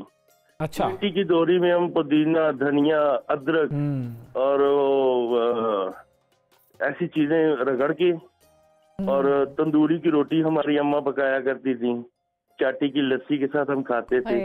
हम हफ्ते में एक दिन, हफ्ते में सिर्फ एक दिन ऐसी खुराक खा लिया करें ना, मुझे नहीं उम्मीद कि हमें कभी गुर्दों के मर्ज मसला बन जाए, कोई कोरोना मरोना ऐसी कोई मर्ज हमारे पास आ जाए, कोई चीज हमें। सही बात है, जो खुराक है उसका बड़ा असर होता है हमारी जिंदगी पर, खालिस खुराक का। और इनका तो ताल्लुक क्योंकि लाहौर से कॉल कर रहे हैं, पंजाब के तो हम दूध की अगर मिसाल दे दें, ऐसा खालिस दूध खैबर पख्तूनख्वा से लोग आते हैं पंजाब से दूध लेने, बोतलों में पंजाब में तो लोगों ने और भी पता नहीं क्या क्या खा लिया है, लेकिन वो तो एक अलग ही मामला है। अब मामला और लेकिन ये है कि वाकई जो खालिस खुराक है उसका असर इंसानी जिस्म पर बहुत अच्छा नजर आता है। और अब लेकिन मसला ये है कि अब आपने तो वो चीजें खा ली अपने वालिदा से और जो भी सारा सिलसिला था, अब आपकी औलादें और फिर उनकी औलादें जो हैं उनको ये चीजें नहीं मिलेंगी। अब अभी देखें ना जी, नहीं ना मिल रही। मैं चैलेंज करता हूँ, लाहौर से सब चीजें मिलती हैं, सिर्फ हम हडराम है। हर चीज बस मिलती है लाहौर से जी, पाकिस्तान से हर चीज मिलती है।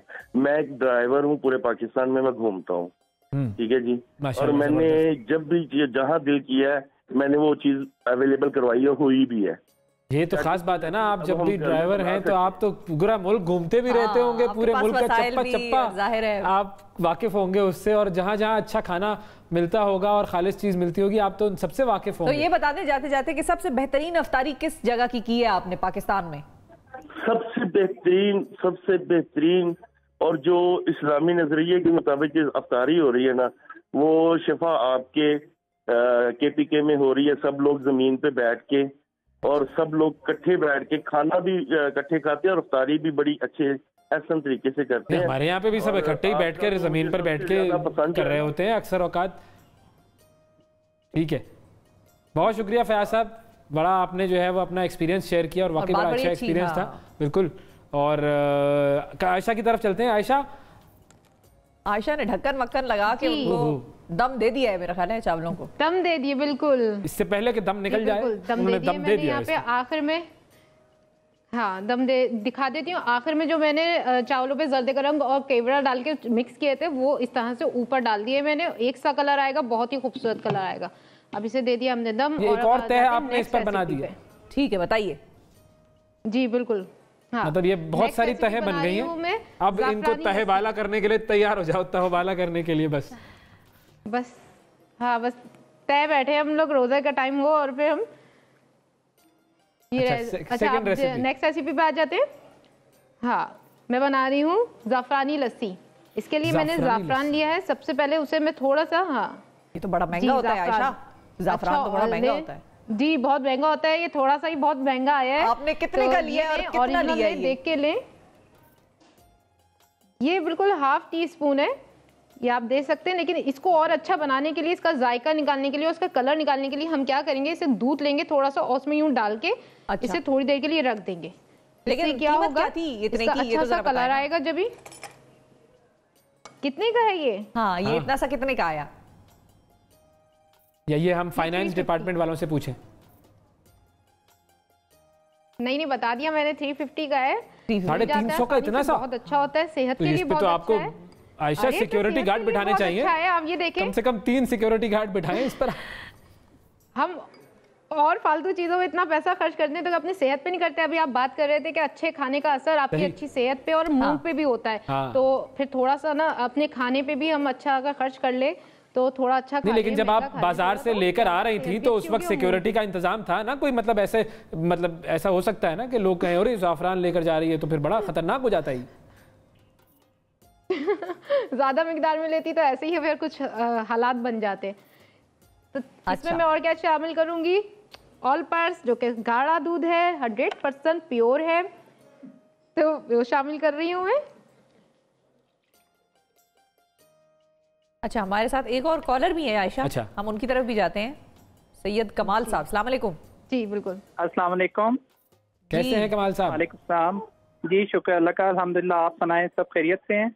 अल्लाह का ठीक, बेहतरीन, बहुत अच्छा खैरियत से लग रहे हैं आ रहा है जी। क्या कहेंगे? बहुत शुक्रिया, आप लोगों को भी बहुत बहुत मुबारक हो, और माशाल्लाह बड़े अच्छे आपका प्रोग्राम है और इस वक्त बड़ी अच्छी रेसिपी बना रही हैं आयशा। Thank you. क्या सवाल कोई करना चाहेंगे आप आयशा से? जी ये बताएं कि अफ्तारी में ऐसी कौन सी चीज हम खाएं कि तबीयत जो है वो बोझल कम से कम हो, ऐसे कौन सा मेन्यू होना चाहिए, कुछ हमें गाइड करें इस बारे में। बताएं भाई आयशा। आप ना जैसे हम चाट खाते हैं, हाँ मैं बताती हूँ, जैसे हम चाट खाते हैं खूब उसमें स्पाइसेस डाल के, तो आप ऐसा करें कि बीन्स ले लें आप साथ और चाट ले लें, उसमें आप वेजिटेबल्स मिलाएं, खीरा मिला लें, कोकम्बर मिला लें, और यानी कि कोकम्बर, और आप सलाद के पत्ते डाल सकते हैं उसमें, साथ आप उसमें फ्रूट भी डाल सकते हैं। दूसरे आप अगर फ्रूट सैलेड बना रहे हैं उसमें मसाले डाल देते हैं, चाट मसाले डाल रहे हैं, उसमें कुटी मिर्चें डालें, वो डालने के बजाय आप उसमें क्रीम ले लें, क्रीम डाल लें, हल्की सी शुगर ऐड करें, उसे मिला के अच्छा खाएं तो अच्छा हेल्दी फील होगा। वेरी गुड, जबरदस्त। अच्छा सैयद कमाल साहब, एक बात बताओ मेरे भाई, एक बड़ा अहम सवाल आ गया है इस वक्त, मामला जरा नाजुक करने जा रहा हूं मैं। इस्लामाबाद में बिरयानी मुझे तो अभी तक कोई ऐसी मिली नहीं है, लेकिन कराची की बिरयानी और लाहौर की बिरयानी, इन दोनों का मुकाबला होता है। आपने ये दोनों बिरयानियां खाई हैं? जी बिल्कुल, खाने का इत्तेफाक हुआ है और माशाल्लाह बड़ा जबरदस्त। कौन सी बेहतर लगी, कराची की बिरयानी या लाहौर की बिरयानी? में भी आप इसको अंडर एस्टिमेट ना करें, क्योंकि इस्लामाबाद जो है वो बाहर के लोगों का शहर है और यहाँ पे होटलिंग बहुत ज्यादा होती है, तो इस्लामाबाद की इनको कोई बहुत बड़ी वैरायटी। अच्छा चलो ठीक है, अब तो सवाल कराची लाहौर, ठीक है, पहले बताओ कराची और लाहौर की बिरयानी में से कौन सी बिरयानी ज्यादा बेहतर लगी आपको? मुझे वैसे लाहौर की ज्यादा पसंद है, क्योंकि वो जरा पंजाबी टेस्ट उसमें जरा ज्यादा होता है, और आपको पता है पंजाबी जरा ज्यादा हैवी डाइट खाते हैं, तो इस वजह से क्या गंडासा वंडासा लेकर आई हुई होती है वो बिरयानी? ऐसे ही समझ अच्छा, नहीं वाकई सही बात है भाई, लाहौर से भी हमें मोहब्बत है जितनी कराची से है। हाँ। अच्छा चलो, अब आपने कराची और लाहौर की बिरयानी में तो लाहौर की बिरयानी को सबकत दे दी, अब इस्लामाबाद की क्या कोई बिरयानी होती है? कहाँ से लें? इस्लामाबाद में वैसे अगर आपको पता हो तो यहाँ पे एक लोकल मुर्ग पुलाव और कबाब का पुलाव और बिरयानी में बड़ा फर्क होता है मेरे दोस्त, थोड़ा आप लोग पुलाव को बिरयानी समझ के खुश ना हो। जी कमाल साहब बताएं। जी, तो वो आपको पता होगा कि थोड़ा बहुत यहाँ पे एक ट्रेडिशनल चलता है जिसकी वजह से लोग ज्यादा पसंद करते हैं, तो बाज़ जगहों पे मतलब मुख्तलिफ डिशेस हैं। बस ठीक है, साबित हो गया कि इस्लामाबाद में बिरयानी नहीं होती है, पुलाव ही होता है। हाँ, यहाँ पे पुलाव का ज्यादा वो है। बिल्कुल ठीक है, बहुत शुक्रिया भाई। जी आप कभी कराची आए? मेरा सवाल इनसे था कि कभी कराची अरे वो चले गए हैं आयशा, और अब हमें भी जाना है ब्रेक पर, लेकिन हम चले ही नहीं जाएंगे, हम दोबारा लौट के आएंगे ब्रेक के बाद।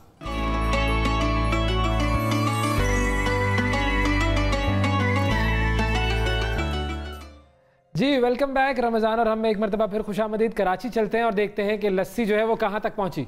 अच्छा लस्सी, जी लस्सी तो पहुंची जा रही थी, लेकिन इसने मैंने कहा कि बिरयानी दम आ गई है, उसे डिश आउट करती हूँ और आप लोगों को दिखाती हूँ कि किस तरह की बनी है टंगड़ी बिरयानी। गुड, लातों से भरपूर। हाँ ठीक है, तो ये तो बिरयानी हो गई। ये देखें, कलर्स बड़े अच्छे लग रहे हैं वैसे। वाह वाह, हसीन रंग लग रहे हैं वैसे। जोड़ा मत बनवा लेना इस कलर का, कलर अच्छे लग रहे होते हैं तो यही होता है ना नॉर्मल। अच्छा ठीक है, ये हो गई बिरयानी। अब लस्सी को भी फाइनलाइज कर दें। जी बिरयानी हो गई, अब लस्सी पे आ जाते हैं। यहाँ पे मैंने ऑल पर्स मिल्क लिया था, साथ ही मैं इसमें दही शामिल करती हूँ, लेकिन पहले इसे छोड़ाती हूँ मैं ताकि जगह हो जाए हमारी। भाई वक्त की किल्लत है और मेरे ख्याल में लस्सी आज शायद बन ना सके। 30 सेकंड है, 30 सेकंड में ये लस्सी बन जाएगी। ये बन गए। दूध डाला आपने, दही डाला, ठीक है। आप इतने रेसिपी कार्ड भी दिखाए, उतने मैं रेसिपी बना रही हूँ। बस ये क्या करना है, जो मैंने दूध में डाला था ज़ाफ़रान, ये डाल देती हूँ। ओके, ज़ाफ़रान सारा का सारा शामिल कर दिया है, चीनी शामिल कर दी है, नट्स ले लें। नट्स में मैंने काजू लिए हैं, बादाम लिए हैं, बहुत अच्छा है हेल्थ के लिए। साथ इसमें आइस जाएगा और लस्सी हमारी तैयार। कलर यूँ अच्छा आया है कि हमने ज़ाफ़रान को पहले से ही भिगो दिया था दूध में। ठीक है, बस सिंपल। अच्छी है, इस लस्सी को ज़रूर बनाएं अपने रफ्तार में। दस्तरखान पे ज़रूर रखें, बहुत अच्छी है, आपको बहुत अच्छा फील होगा। इसे पीने के बाद भारीपन भी महसूस नहीं होगा। और ये मीठी लस्सी है, इसमें मैंने शुगर भी ऐड की है। अच्छा, इसको हम नमक के साथ भी बना सकते हैं? ये जी जी, नमक के साथ भी बना सकते हैं, लेकिन रोजे के टाइम अब जैसे रोजा खोल रहे हैं, इसमें थोड़ा सा इलायची पाउडर भी शामिल कर देते हैं और अच्छा टेस्ट आएगा। वाह, जबरदस्त, बेहतरीन। आयशा, ये तो आज आपने लस्सी और बिरयानी का एक हसीन इम्तिजाज बना दिया है। कल आप देखते हैं कि आप क्या बनाती हैं। बहुत शुक्रिया आपका अदा करेंगे। वाले इसको दही का जूस कहेंगे वैसे। इस्लामाबाद वाले तो ऐसे ही कहेंगे, लस्सी को दही का जूस। लेकिन इस्लामाबाद वालों के लिए इस वक्त जो है वो इफ्तार का वक्त हुआ जाता है। इफ्तार का वक्त हुआ जाता है। तो चलते हैं इस्लामाबाद के इफ्तार की तरफ।